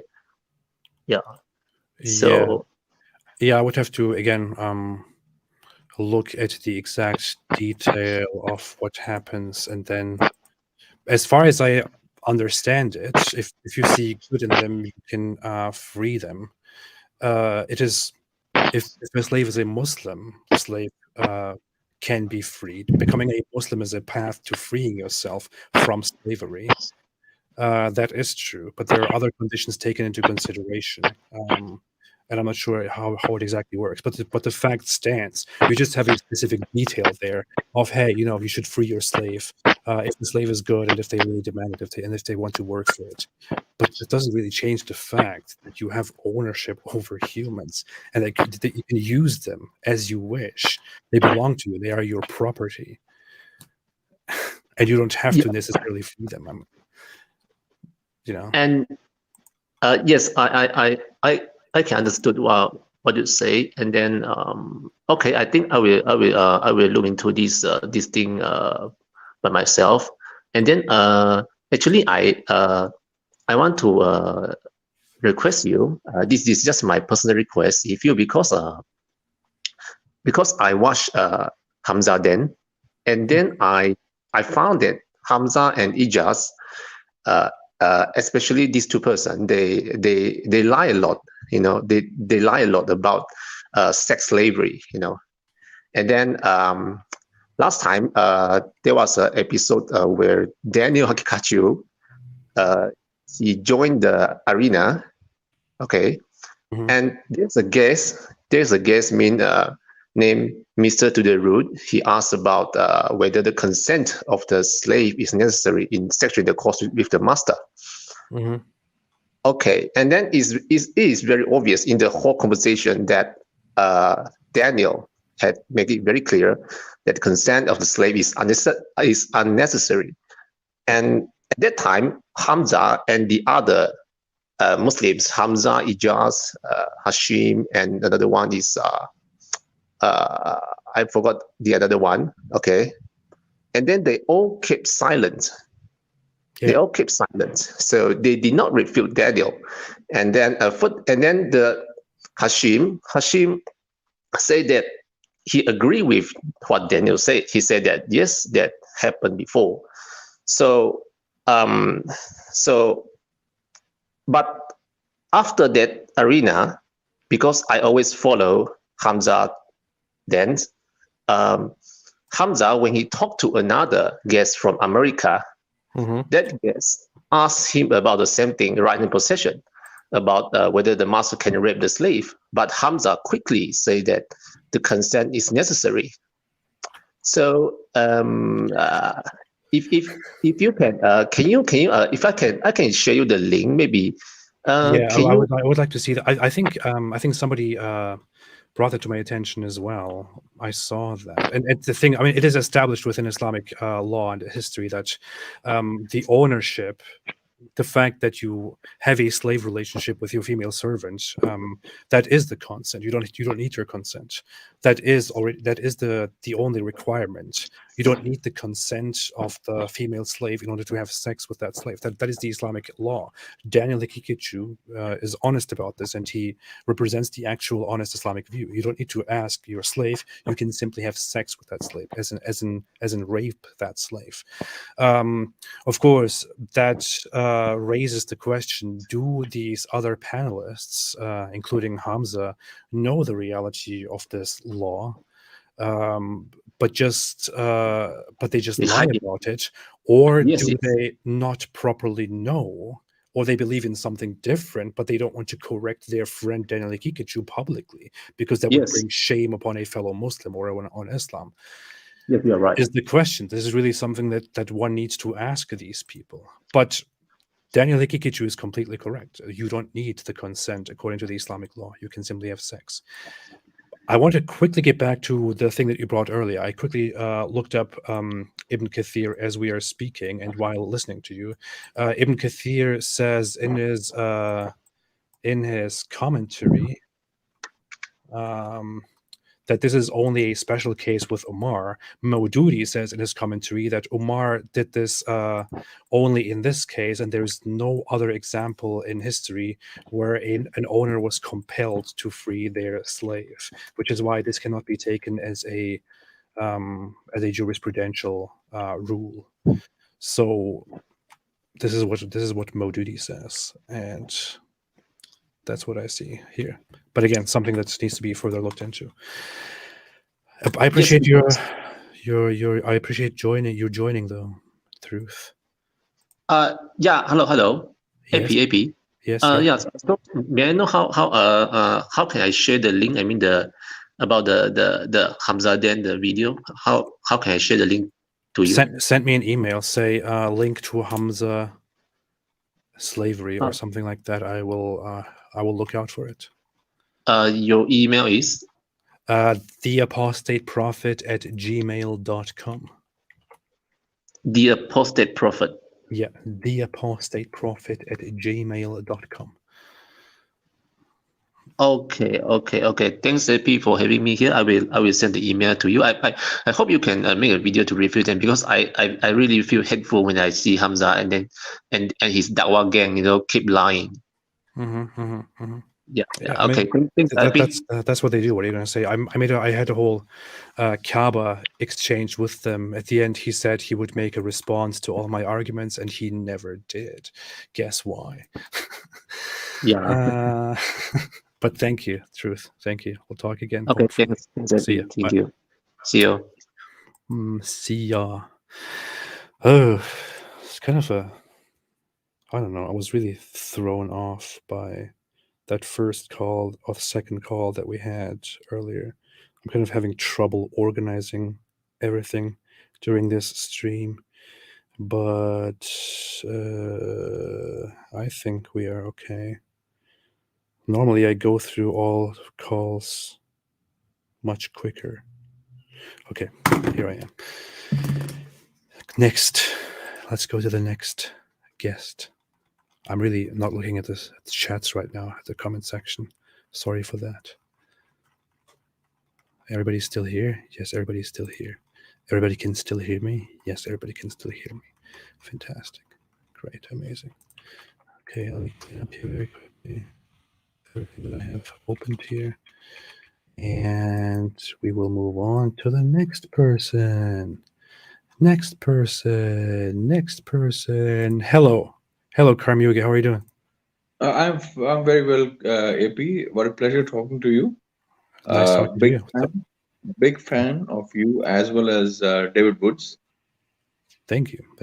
Yes, and you've changed so many lives that I know some people in India who have listened to what you guys say and have learned so much from it, first of all.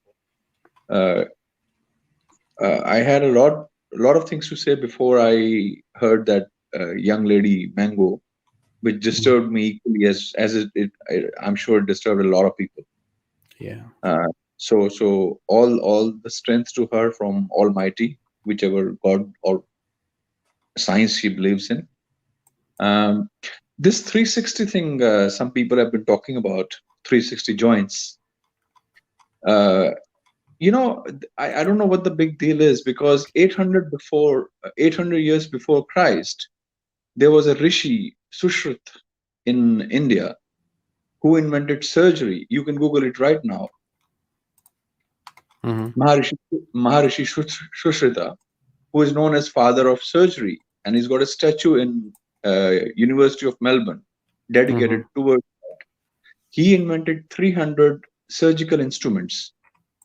Yeah. 800 years before Christ.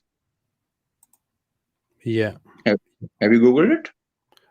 No, I haven't. I can look into it at a different time. Okay. I don't want to fact check that right now. Okay. So anybody who wants to, Maharishi Sushruta, Sushrata is the spelling. And he invented rhinoplasty, as well as some surgeries for cataract.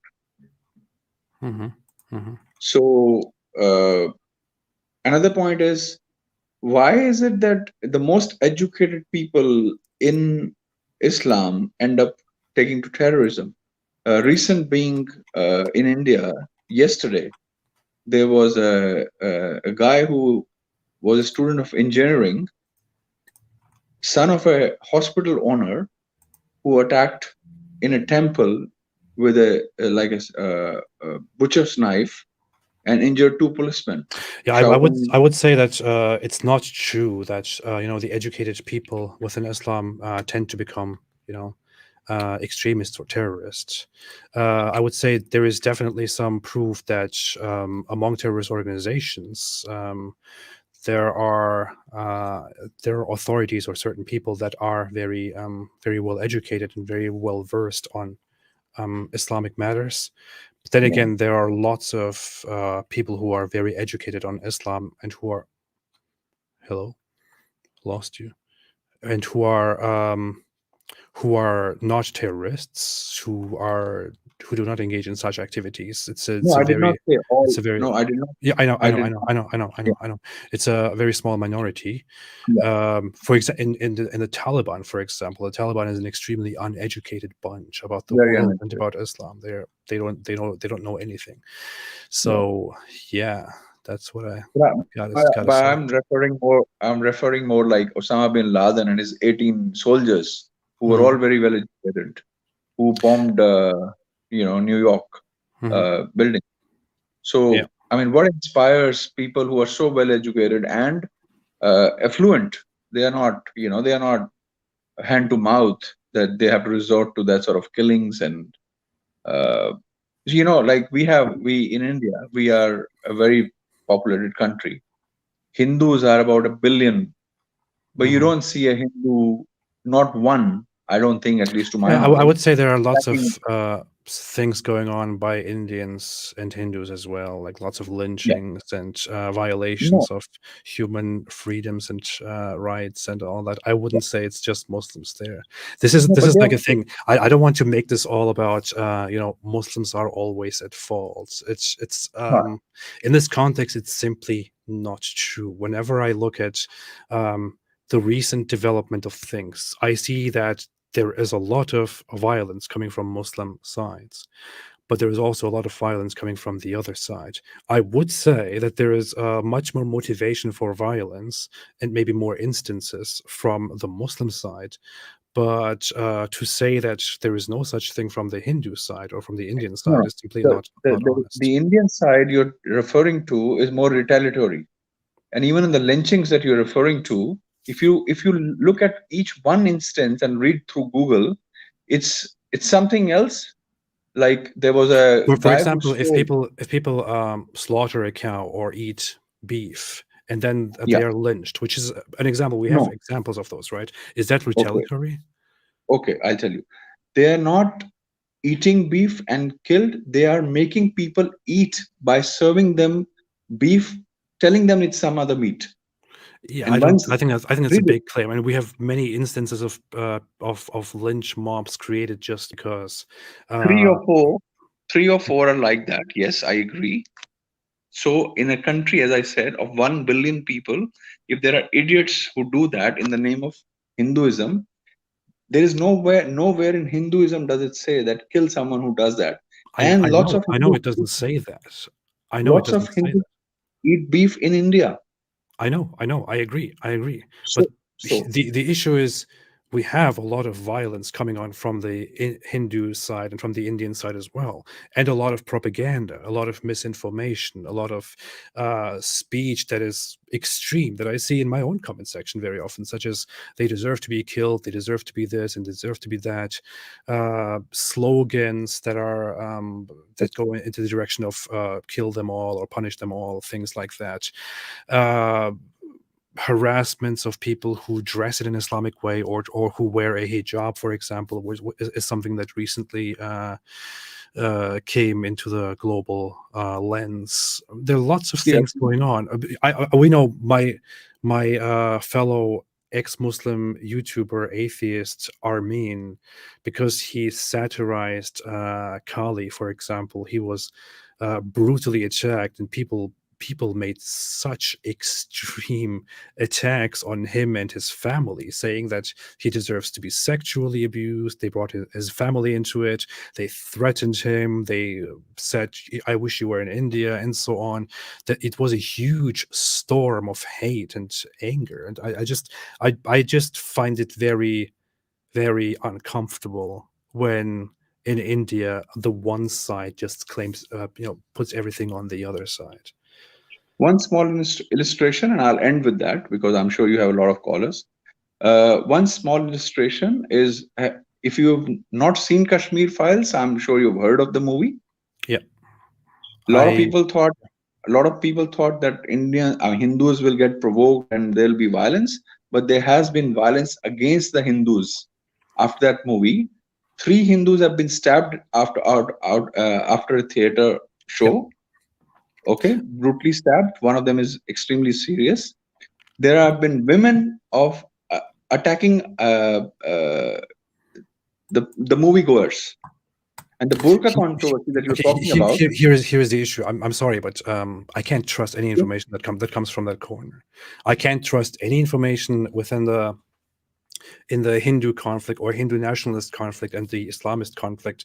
I cannot take any information that either side gives to me at face value. I always have to sit down and look deeper into it before I buy it. And You can Google usually it turns out to be a distortion of facts. Unfortunately, there's just so much misinformation attached to this conflict, to this us and them, that I have a very hard time listening to any claim that either side makes, which is why I'm not talking about these things. I have a lot to say about this stuff.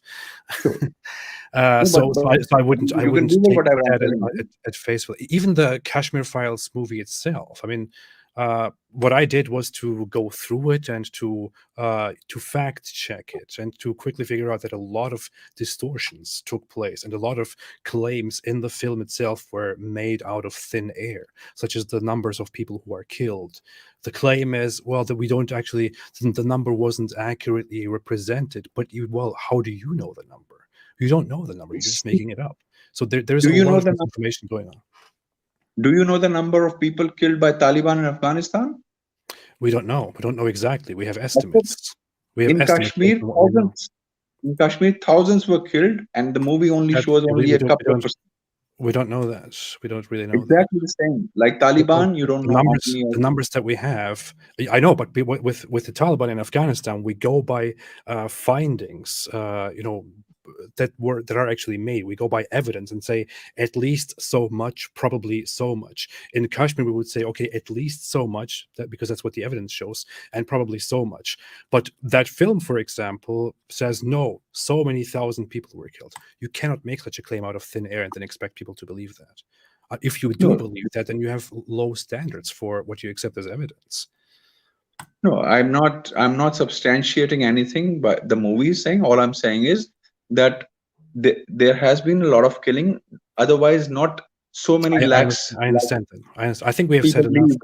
We've leave the talked about city. this. I think we have talked about this very, very long. I want to focus more on things that are relevant to this channel. But thank you so much. Okay, thank you so much. Yeah, I don't want to. I mean, I try to be very nice. I just don't want to be dragged into this, into conversations about that stuff. And I don't know why people expect me to take a step to stand with their political side, especially if we're talking about one side that has ultra nationalist beliefs and ultra nationalist ideologies. I know ultra nationalists from Turkey and other cultures. I always thought they are very fundamentally messed up with their ideas, often motivated by pure emotion and hatred and too much fanaticism to listen to actual facts and to discuss actual facts. I will not do the same thing with India. Yeah. Mustafa. Hello, Mustafa. How are you doing? Hey, I'm good. How are you doing? Good, thank you. Do I sound good? Yes, you sound very nice. Okay. Go How's ahead. America? Good, fantastic. Are you in Turkey? Yep. I will not Unfortunately. ask. I will not ask how Turkey is. I know it's terrible. Oh, it's messed up. It's messed up. So you've been in America for some time, right? Yeah. And you came to Turkey. You saw what's going on, and I'm gonna follow your footsteps, if I can say that. So I'm gonna get out of here, and so on and so forth. Good luck. But thank you. I'm actually waiting for my visa. Oh, good. How was it when you first went to America? Well, it's different for me because I was born in Germany and grew up there, and then Yeah. lived in Turkey temporarily, and then moved to America. So for me, it was kind of like going back to a culture that is very familiar to me. And I always liked Germany much more than Turkey. So arriving in America and adjusting to this country it has its difficulties, especially since you are crossing the ocean and leaving the world behind that you know. Yeah. And that's not as easy as it seems. You think, okay, that's a great relief. I want to go to this place and live a better life. But once you make that step, it is a relief, but at the same time, it's really not easy. You're Oh suddenly putting a yeah. huge gap between everything that you know and your new reality. But other than that, I mean, America is not too different from Germany in many ways. So for me, it was kind of a smooth ride to get used to America, I would say. You've mentioned yourself as a free thinker some Yes. time ago, rather than atheist, right? Yeah. That's what I usually say. Yeah. How would you describe it, being a free thinker versus being an atheist? What's the difference? Well, I wouldn't necessarily say that I'm a free thinker, not an atheist. Maybe I did say that somewhere in some discussion relevant to the discussion. Kinda. I am technically an atheist, right? I'm somebody who does not believe in the God is an atheist. So technically I am an atheist. But what I probably said, I think I remember that several times, is that I don't really identify as atheist. I don't see that as my identity. I rather see free thinker as my identity. That is what makes me the way I am. And the way I would describe that is that I simply just always reason, look at everything objectively without committing to a specific way of thinking, and always figure out case by case what is right and what is wrong and what I do and what I don't do and so on, completely free of any I try to be. I'm not completely free, but I try to be completely free from any kind of, theistic or non-theistic or ideological biases. That's how I usually define being a free thinker. I try to be that. I'm not saying I'm perfect, but nobody can be perfect in that, I think. Yeah. Okay, thanks. I'm not gonna make people wait. So there are so many people on the line. Oh yeah. But thank you. I appreciate it. It was interesting questions. Thank you for having me. Thank you, and good luck, and have fun on your journey to a new life and a new world. Oh, I will. Take care, brother. You too. Bye. Nice. I usually want to go by order, but there's somebody that I want to take in at some point here before, but I want to go by order. I want to stick to the order here. I'll go by order. Next caller. Next caller. I'm kind of tired today. Oh, there are lots of super chats here. I didn't pay attention to the super chats at all. I want to be nice to super chats. Super chats are the lifeblood of this channel. Super chats are what make us great. Super chats are what give us life. Okay, I'll get to them in a second. Hello, little big soldier. How are you doing? Hi, Ridwan. Nice to meet you. Nice to meet you. There is this one thing I need to tell you. Like, even other than the Nabi, there is this person in Islam who deserves more respect. And I idealize him the most. His name is Sheikh Yaboody.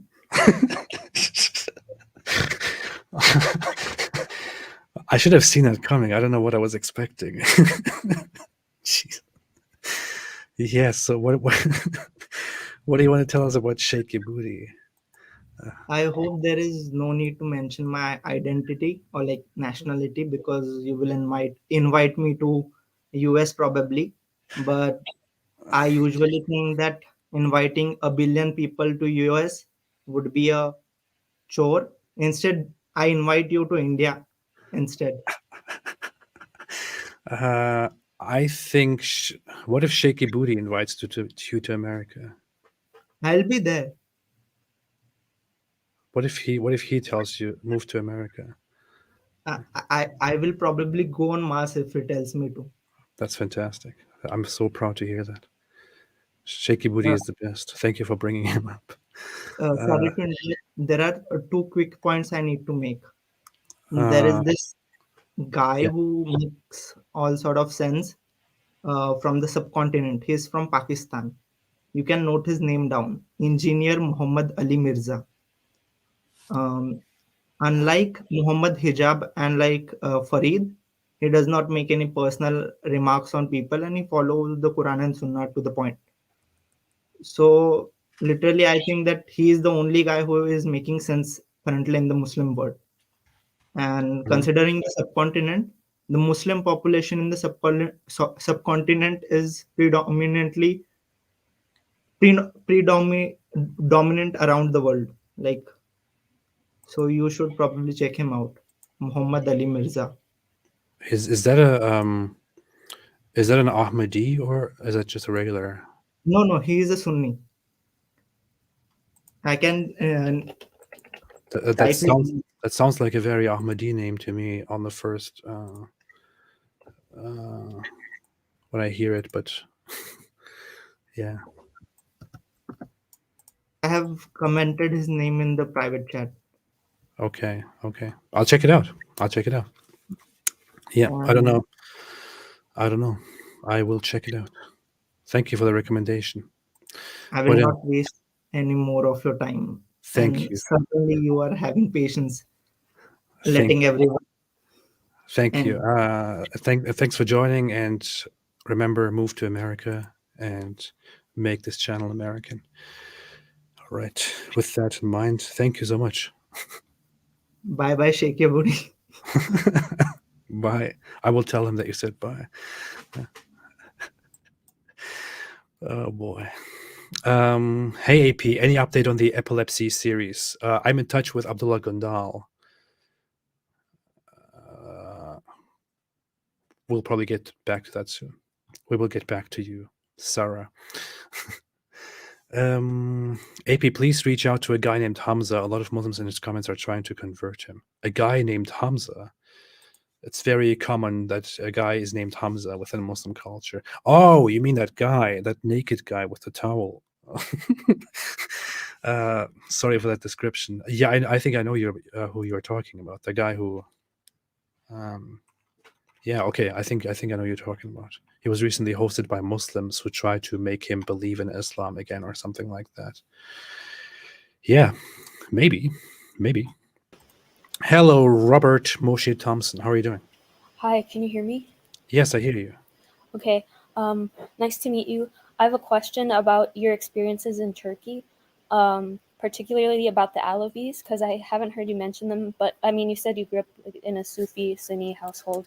What I wanted to know about the Alevis, in your view, is, since I'm having trouble finding this information online, is how do they view, if you've met any while you were living in Turkey, how do they view apostates, and do you see them as like, because you did a video about the Sufis, right, contesting whether they're really peaceful or whether they're really Islamic, and I mean, I know you don't do takfir, but I just wanted to know how you think that Alevism fits into that, like if they are truly peaceful, if they are truly Islamic, and if you've met any Alevis, how have they reacted to your apostasy, if you've shared it with them? Very interesting question. Can I ask you how old you are? I am 23. Really? Yeah. I know I sound young. I hate it. I'm actually, yeah. Okay. I understand. Mhm. I get it. Thank you for the question. It's very rare that somebody actually asks about Alevis. Do you have a Muslim cultural background or some knowledge? You seem to be familiar with certain terms, Yeah, such as yeah. takfir. Yeah, like I like to study. I'm a linguist, and well, I'm not a linguist yet. I'm a linguistics student. I graduate next year. So yeah, I do like to study stuff, and I like to study religion too. And I did go to Turkey when I was 16, so I learned a little bit about them and about Kurdistan. Oh yeah, I have another question. Ooh, yeah. The underground communist organization that you used to be a part of, was that the PKK? No, it wasn't. It wasn't. Oh, okay. It wasn't. The PKK is not communist anyway. They're not? They used to be communist back in the 80s and early 90s, after which they explicitly abandoned communism and turned toward adopting capitalist ideas and working together with capitalists. There is a whole declaration from their leader about how communism doesn't work and stuff like that. They still use kind of communist imagery, but they're not communists anymore. In fact, I was following a different movement, and in that movement, the PKK was known as the Kurdish nationalists. Yeah. They wouldn't refer to them as as PKK or anything else, but rather as Kurdish nationalists. Yeah. I was never part of them. I was sympathetic in my late youth toward a movement that is called People's Front, which was close to an organization that is called the People's Democratic Front, Revolutionary People's Democratic Front and Party, DHKPC. Yeah, whatever. So that I was sympathetic towards those. I never had anything to do with the PKK. But yeah, to answer your thing about Alevis, which is very interesting. When I was sympathetic toward those, I also met a lot of Alevis, because Alevis in Turkey are there are many of them who are politically active and who steer toward communism and extreme secularism, anti-Islamic, establishment views and ideologies. Alevis, I met quite a few of them, they differ among themselves. Traditionally, Alevis were rather religious people who took their religious ideas quite seriously, and some of them are still religious. They observe certain, prayers and kinds of worship, and a certain sense of morality that is similar to Sunni Islam or to Shia Islam. It is actually considered an offshoot of Shia Islam. Yeah, and but right now, in our time, most Alevis are not really people who practice Islam as we know it. They don't have mosques. They have something they call cemeve, which means house of gathering, gathering house where they go. And instead of praying there, they engage in certain rituals, such as talking about things, reading specific things, and also doing this thing like going in a circle and doing this ritual dancing, which looks very interesting. And their ideology, their stances toward people who don't believe are quite different. They are much more tolerant from what I have experienced, what I know. They don't have this view of the disbelievers are, filthy and bad and all that.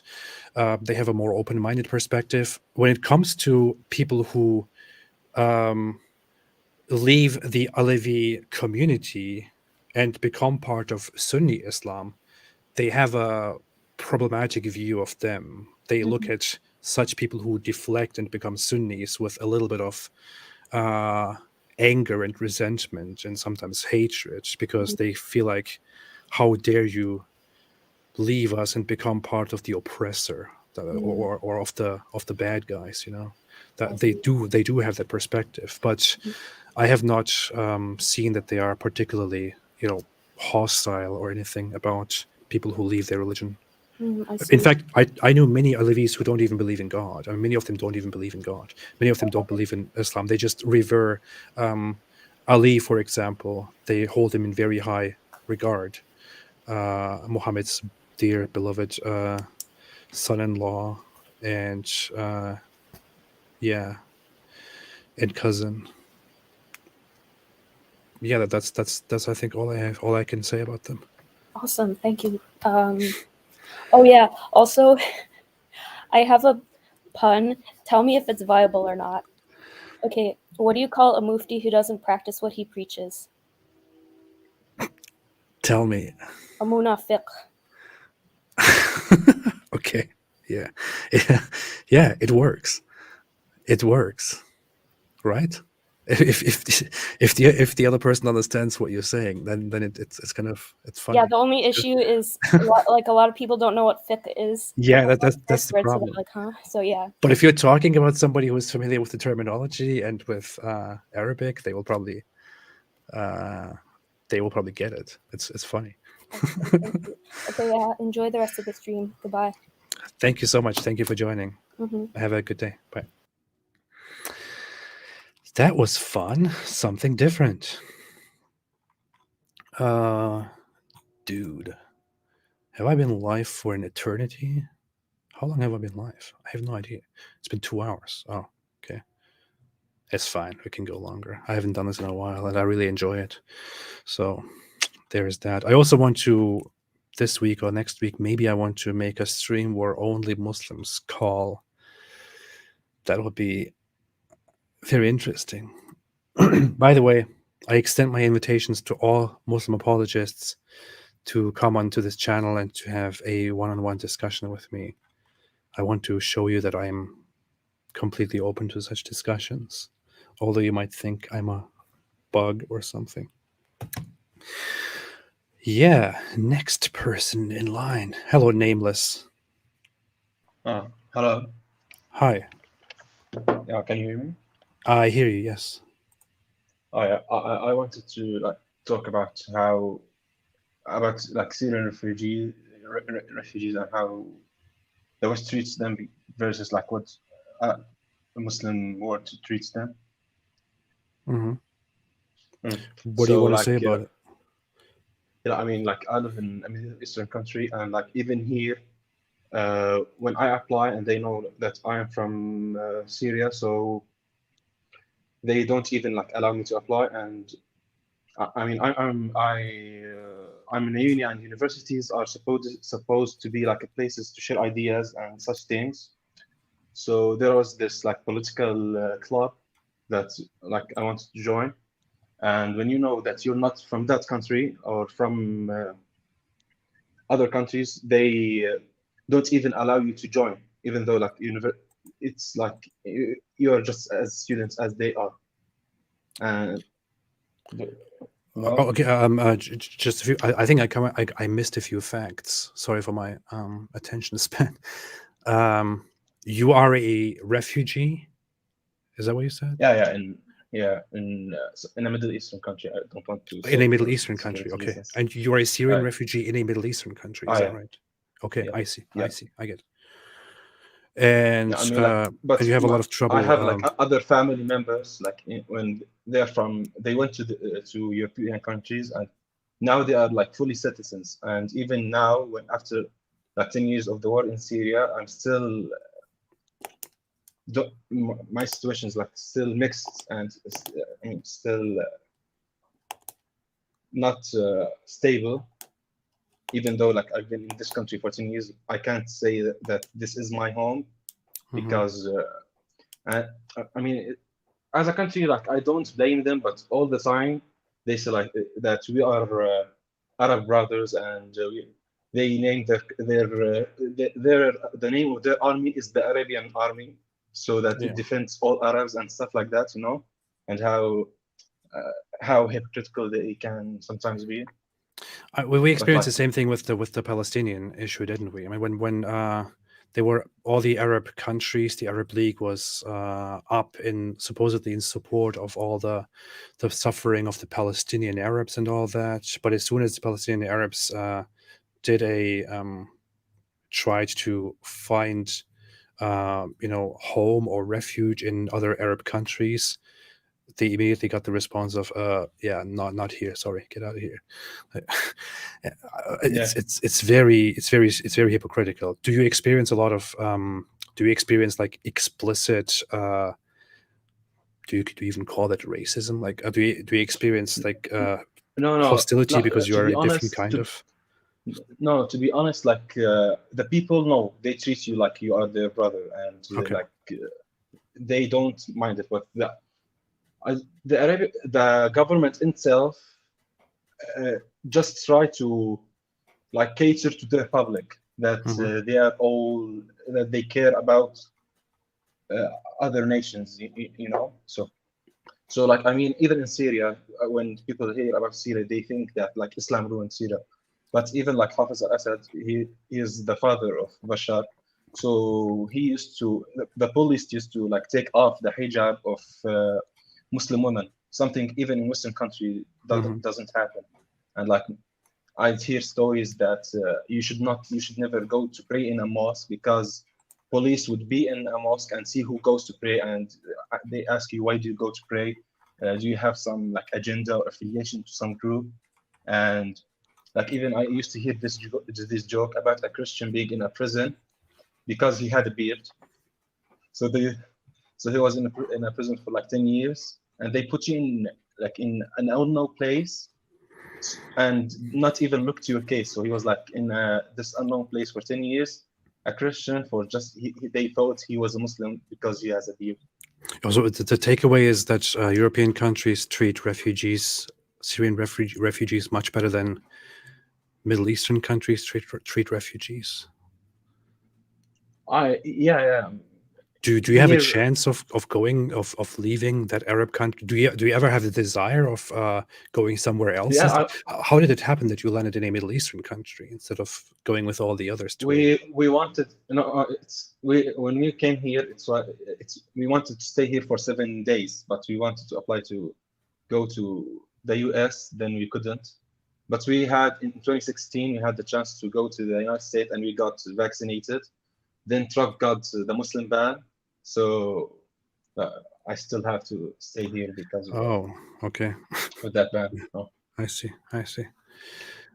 Well, what can I say?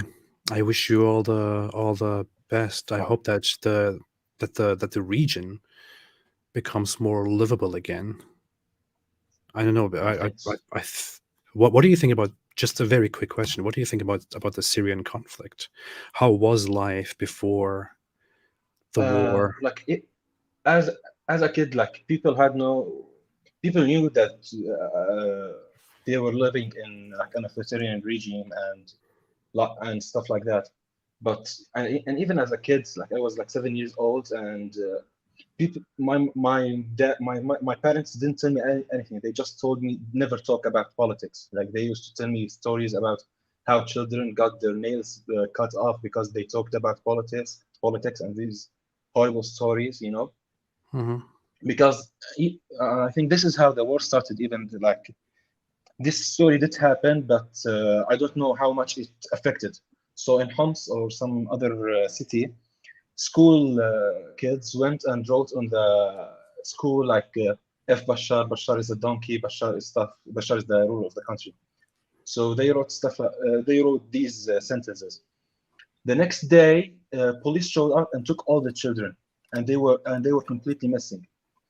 So the parents couldn't take it, and they were talking like, "Where are our children? You took them, and where are they?" So that's how the conflict started. Okay, so Syria was in terms of politics and political tolerance, it was already very difficult and a big mess before the conflict. It didn't. I mean, it's not even. They didn't even tolerate Muslims, so it's not like because like Bashar is Alawi, so he's not even from Sunni Islam. So he's like, and the most population are Sunnis. Mm-hmm, mm-hmm. That's the thing when people say this conflict started because of intervention and this and that. I'm sorry, it's just not true. I mean, countries like Syria had big problems internally before this. It was inevitable that it would eventually come to such a major conflict, right? Yes. The same way that Iraq was inevitable that it would eventually come to such a big mess, to such a conflict. Many other countries the same. Iran. I want to say, hey, you know, it was a wonderful country before the Islamization and all that. And from a certain aspect, it is true that Iran was a very was kind of culturally advanced and all that. But it doesn't take away from the fact that Iran had some huge, major internal problems before the revolution. That's why the revolution happened.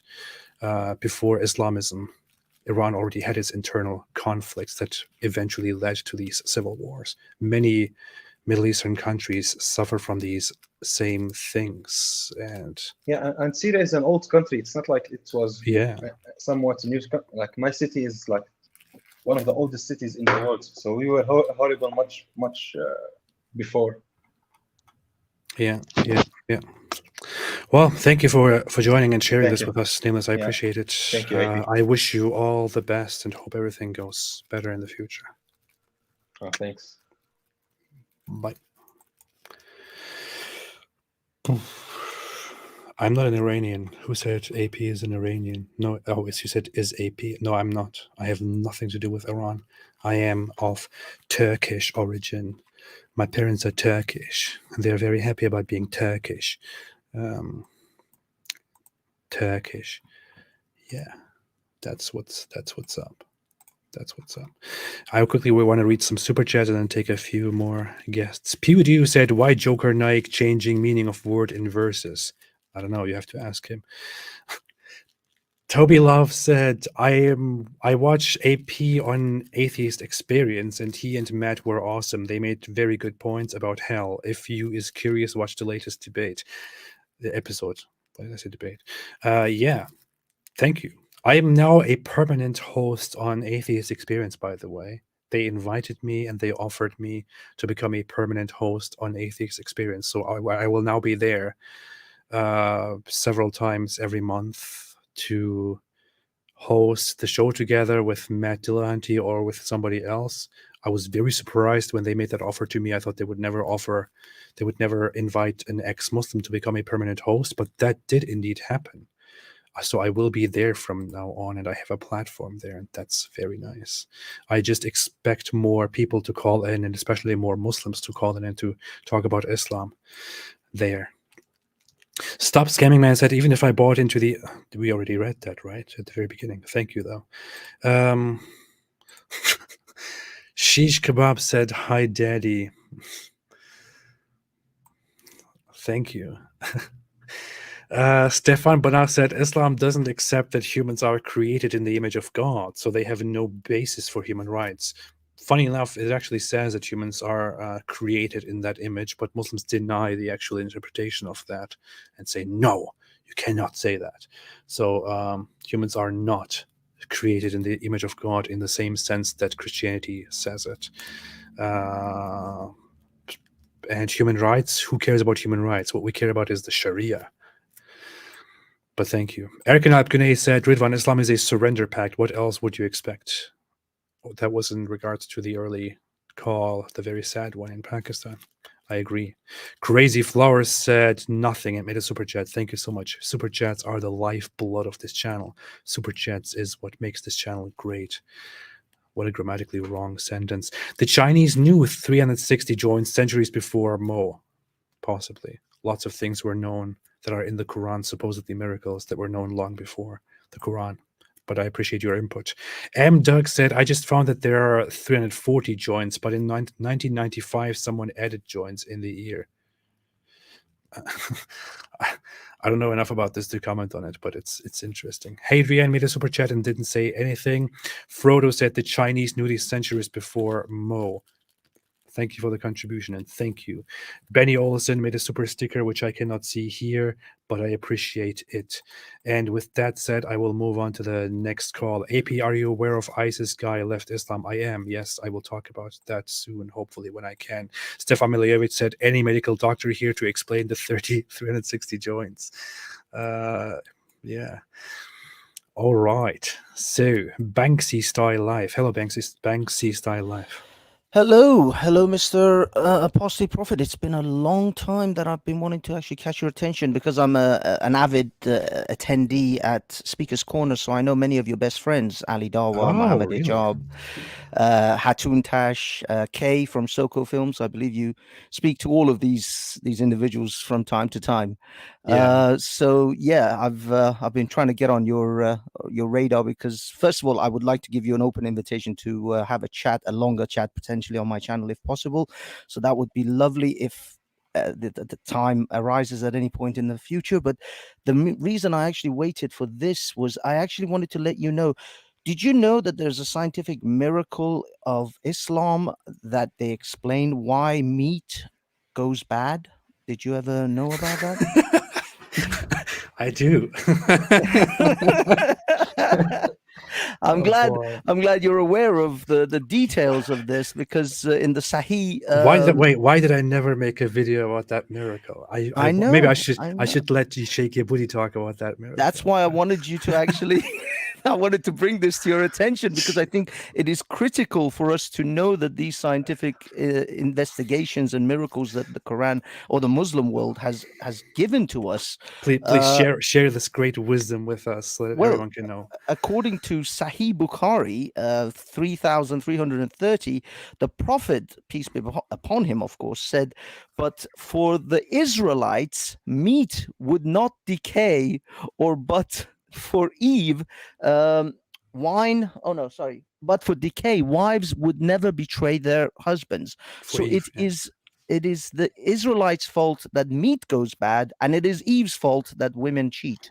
Yeah. So in modern words, if it weren't for the Israelites, then meat would never go bad. Exactly. And if it weren't for Eve, then wives would not cheat. You see how simple these solutions are? I mean, if we just didn't have Eve, I mean, okay, we can't, deny Eve because, she was the first woman that was created by Allah, but Israelites, I mean, what can we do? Because I don't want to refrigerate my meat anymore. I've decided I want to save the electricity and also save the planet, of course, by not having to refrigerate my meat. But how do I stop it from spoiling if there is Israelites in the world? This is so funny. How can I defy this scientific miracle? I can't. I mean, it's science. That's all it is. I can't deny it, man.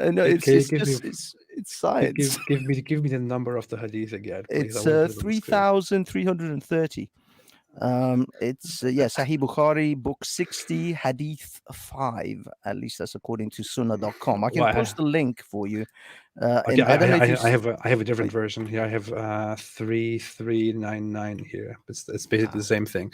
So I can put this on the screen to share this miracle with everybody, ladies and gentlemen. Absolutely. I think the world needs to know the reason you pay such high electricity prices for your refrigerator is really because of the Israelites.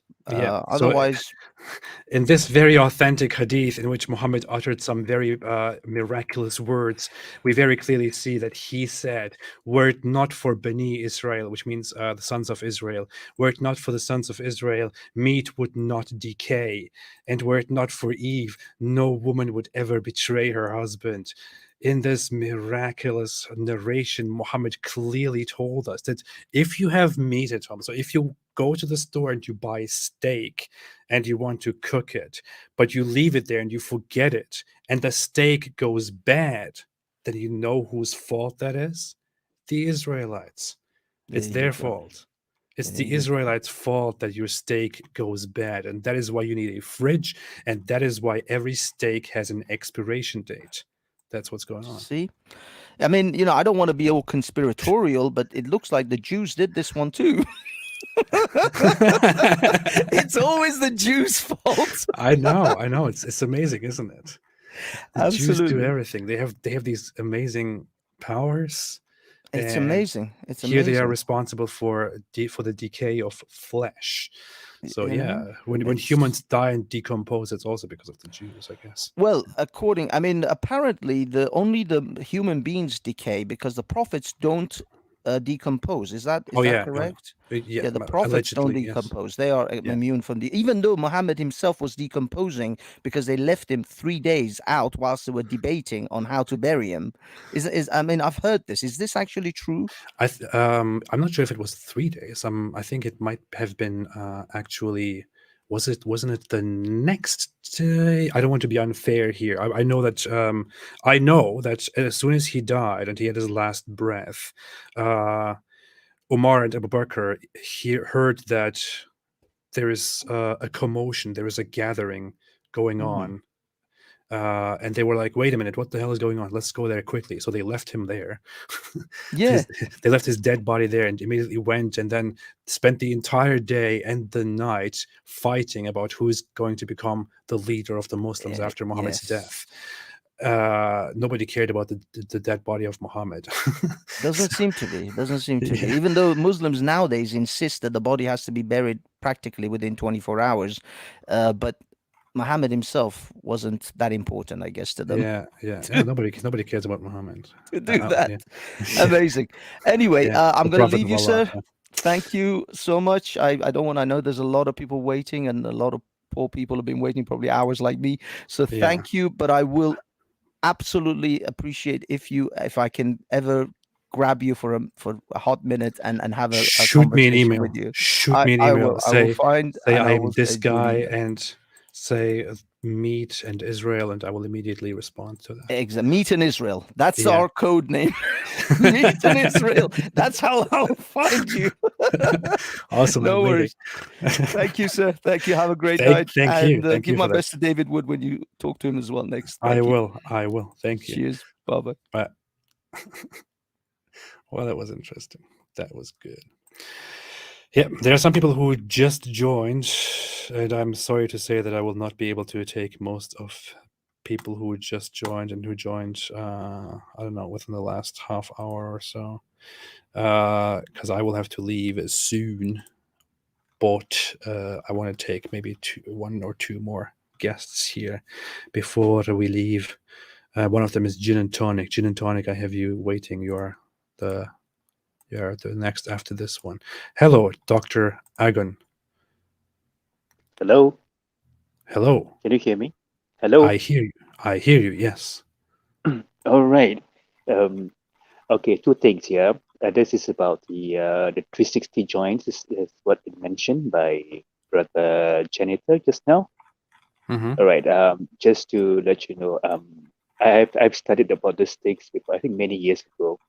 I came across some of my books which I have. It's uh, I guess there's findings from Aristotle, Plato, and there is another one who's a Greek philosopher. His name is, if I recall, Hippocrates or something like that. Yeah, so it did mention, because when Alexander the Great, somehow he got injured pretty bad, and he was the one who was there at the scene of handling Alexander the Great. So yeah, actually, it's from the Greek understanding about his 360 joints. All right. I mean, so somehow I think the Muslims somehow already got their hands on those materials, and so-called it was claimed to be a miracle that Muhammad knows about all this. Yeah. So it's a big hoax. All right. So yeah, that is what I understand, and that is what I know. It's also in the book of the philosophers. Even Plato himself said it. Aristotle has said it. There are joints, which is about three. They didn't. I'm not too sure. Aristotle did not mention, but he did mention there is more than 300 over joints. He did mention that. Plato did mention about 360. All right. So yeah, that's about it. Yeah, there is another thing. I had. I mean, that's about the joints. Yeah. There is another thing about Muslim friends. They are celebrating their Ramadan, their fasting month, right? So their great understanding would be about the Ishraq and Mi'raj. Am I right? Yeah. Yeah. So what happened is that they said Muhammad went up to Jerusalem, and from Masjid Al-Aqsa, and they went up to the seven heavens and so forth. So I want to question Muslims right now. Where on earth do they get this information from? Because Al-Aqsa mosque was built in finished building in 705 AD, whereas the episode of Muhammad going up to Jerusalem in Al-Aqsa mosque, it's 620 AD, 620 to 621 AD. So where on earth was Al-Aqsa mosque in the first place? What they actually believed was it wasn't actually very well known what that was in reference to at the very beginnings, but the assumption was that what Muhammad knew from his environment is that the Jews pray toward a specific direction. They pray toward Jerusalem. Their Qibla, as in Arabic, was known to them, that they pray toward that direction, and they pray toward the temple, or the location of the temple. So in the Muslim understanding, there was a temple there. That's all they knew. That's all the early Muslims knew. That's all the people knew who had contact with Jews. Muslims initially prayed toward Jerusalem according to the Islamic biographies and the Islamic hadiths. So, and the explanation to that, why they pray toward Jerusalem, was that they pray toward the temple established for the one God. So Muslims didn't understand anything further about this, but they just did this. And after a point, the Qibla was changed from Jerusalem to Mecca. This is not even controversial. This is the Islamic narrative, the Islamic understanding. The excuse of that is very ridiculous. It is that Allah originally only wanted to test the believers by letting them pray toward Jerusalem, and then corrected the Qibla to make it toward the Kaaba, toward Mecca, which would be the true place of worship which Allah designated from the very beginning in eternity. But here's the thing. So when Muhammad talks about, or when the hadith talk about the idea that Muhammad rode on a horse and went to the mosque in Jerusalem, what they are talking about is a temple in Jerusalem. Unfortunately, they did not really understand that there was no temple, that there were remnants of a temple, and that the temple that were there were not really in agreement with their Islamic beliefs, which is why as soon as they took Jerusalem over, they started building their own structure onto it Correct. and built 2 mosques in that location, and in its surroundings, and forbade the Jews from taking control, or Christians and Jews from taking control But you over see, the religion in public in Jerusalem.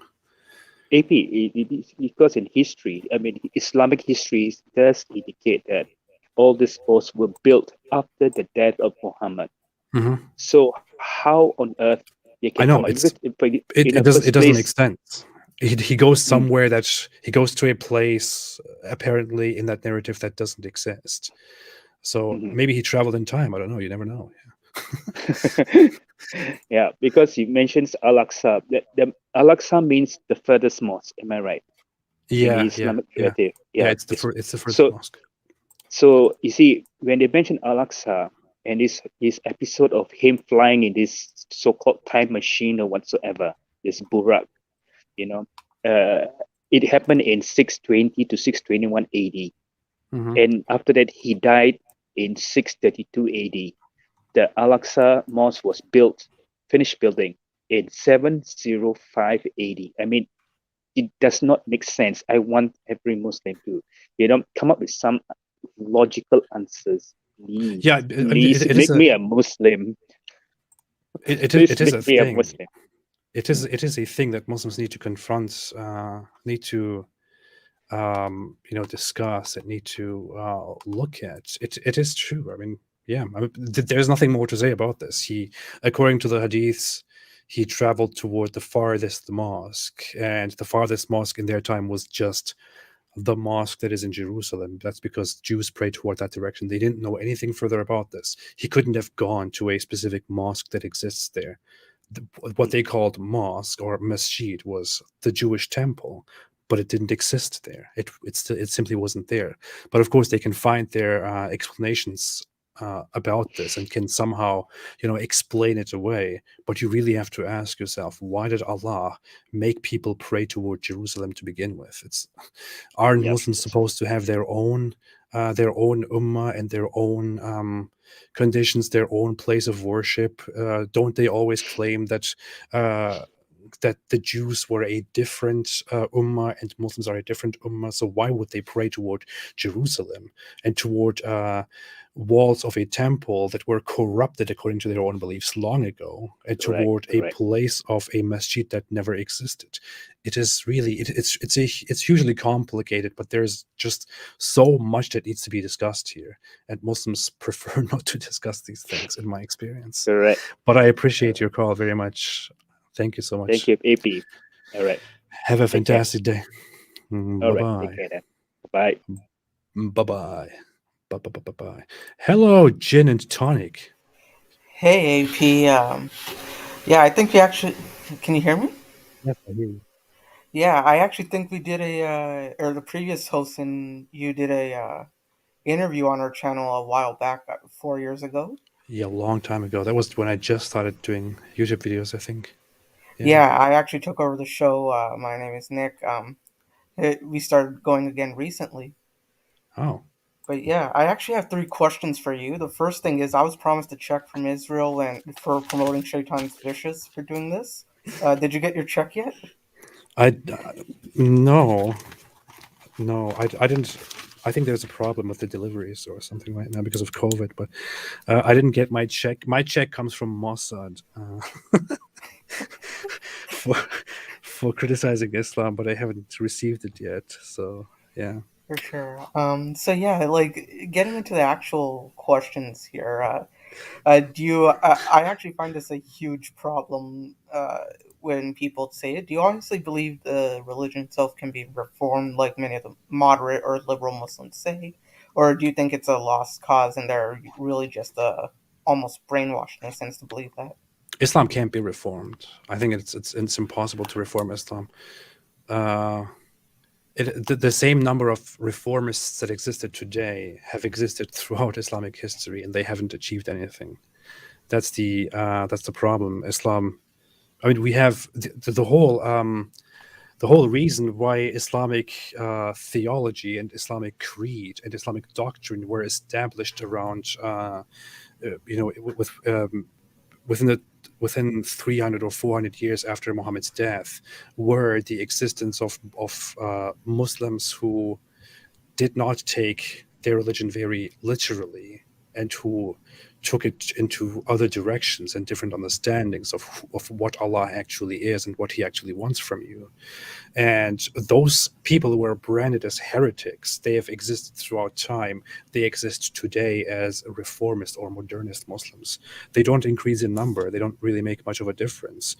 The issue is that they can't make much of a difference because Islam is very unique in the sense that it has a religious book which is claimed to be from the Almighty Creator for all eternity, although it's a very poorly written book. And that it makes the claim that it will never, ever change. People who want to reform this religion have to come in and say, hey, you know what? We all completely misunderstood everything that this book says. We have to completely reinterpret this. But that's just a lost cause, in my opinion.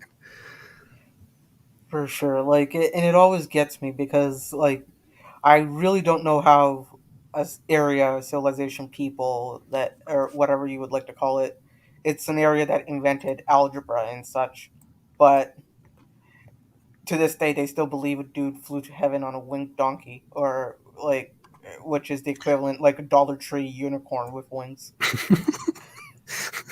Yeah.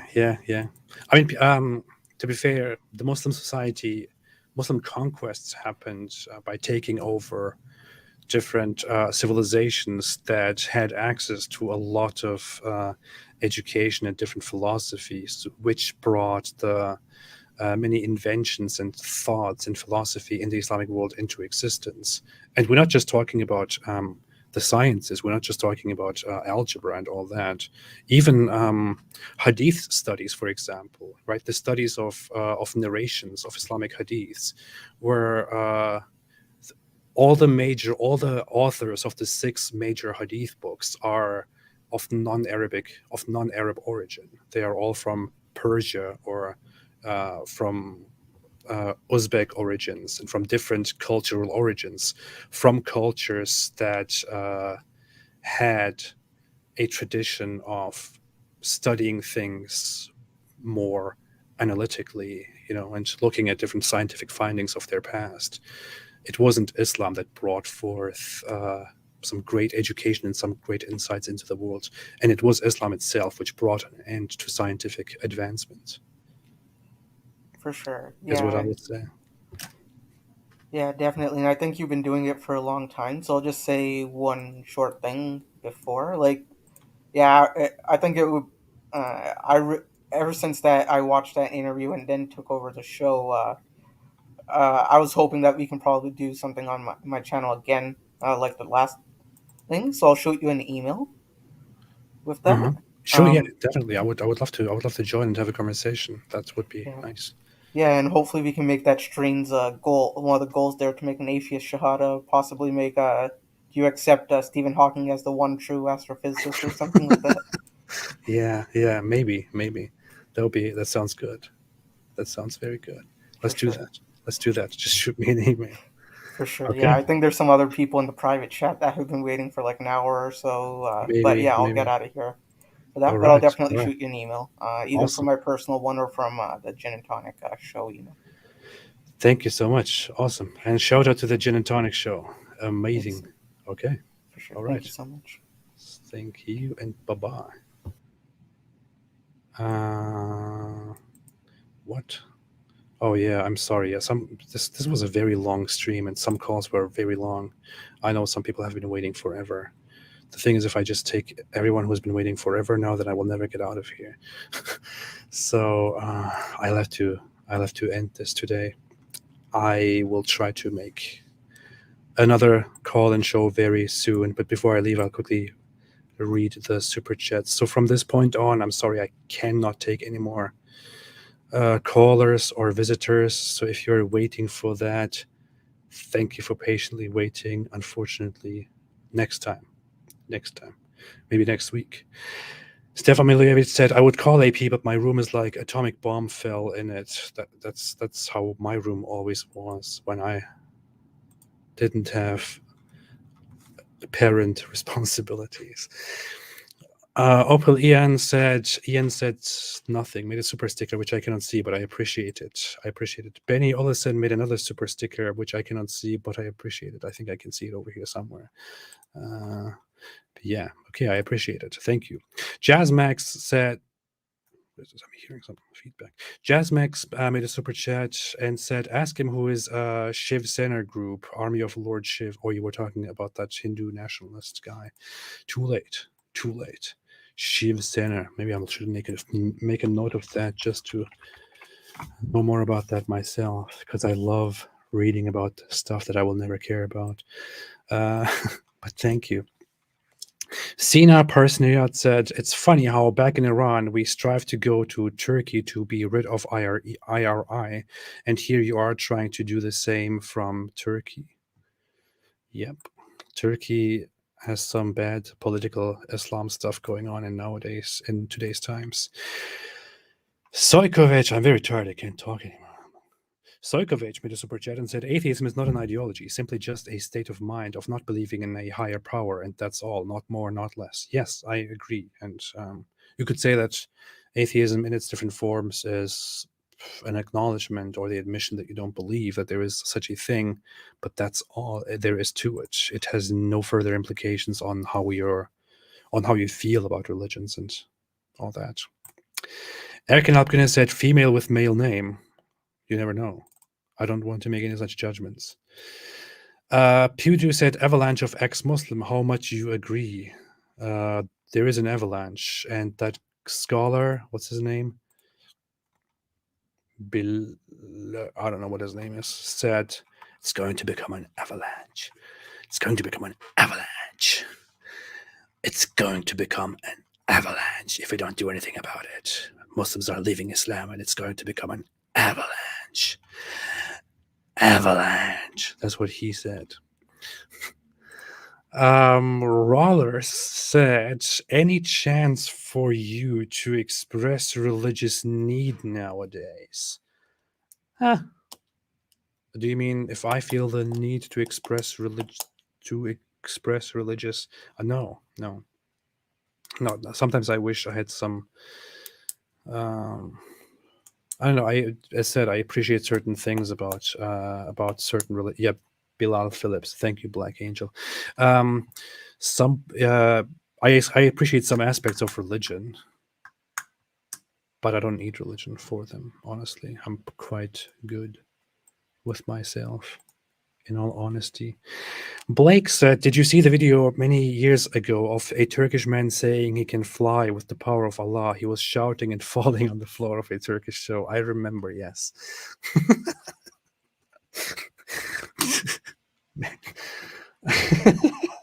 So stupid. I want to show that right now.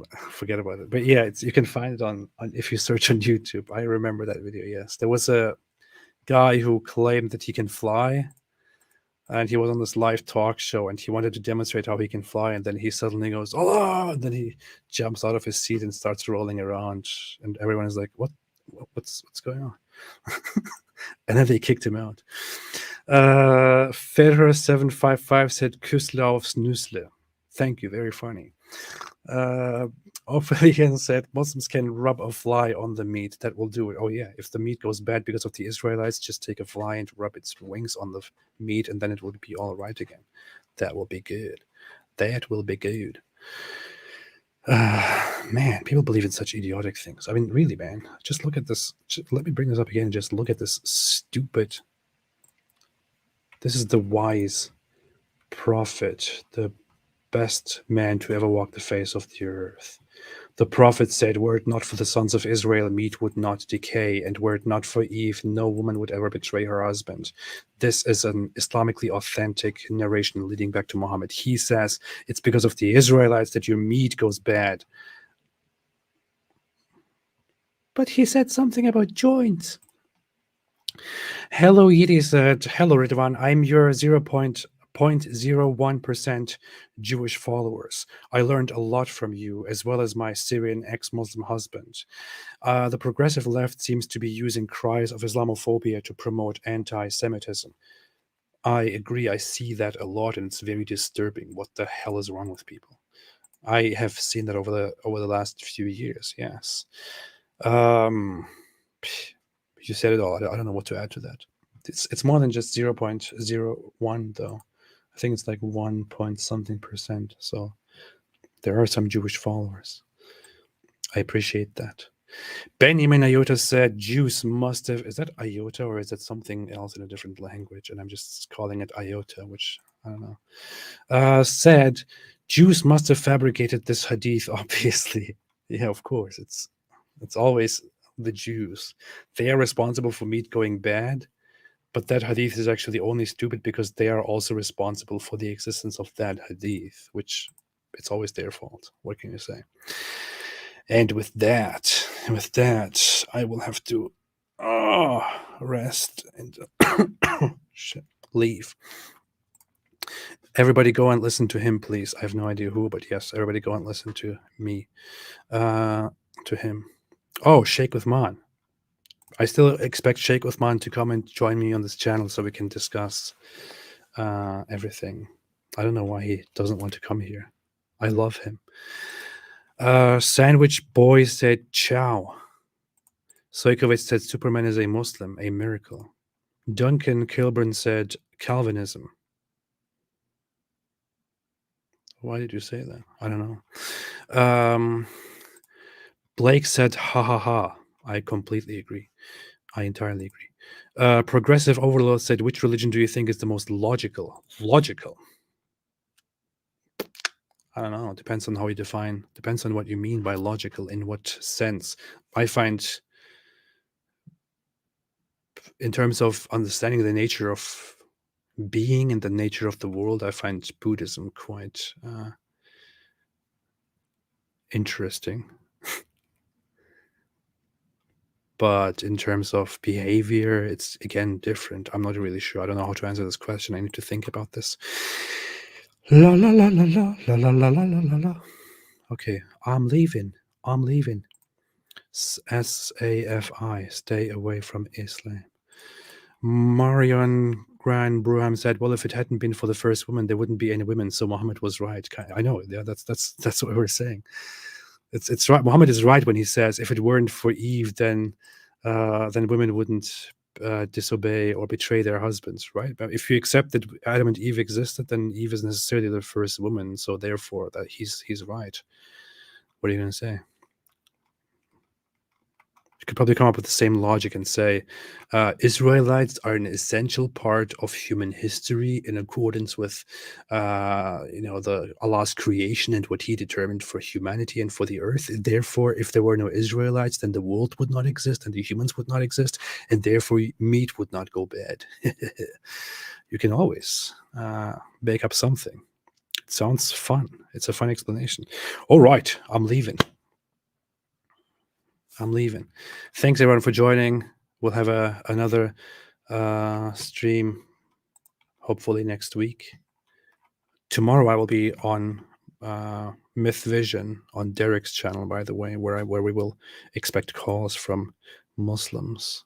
And with that said, I just realized I've been here for almost 3 hours. Jeez. Okay, I'm leaving. Have a fantastic day and stay away from Islam.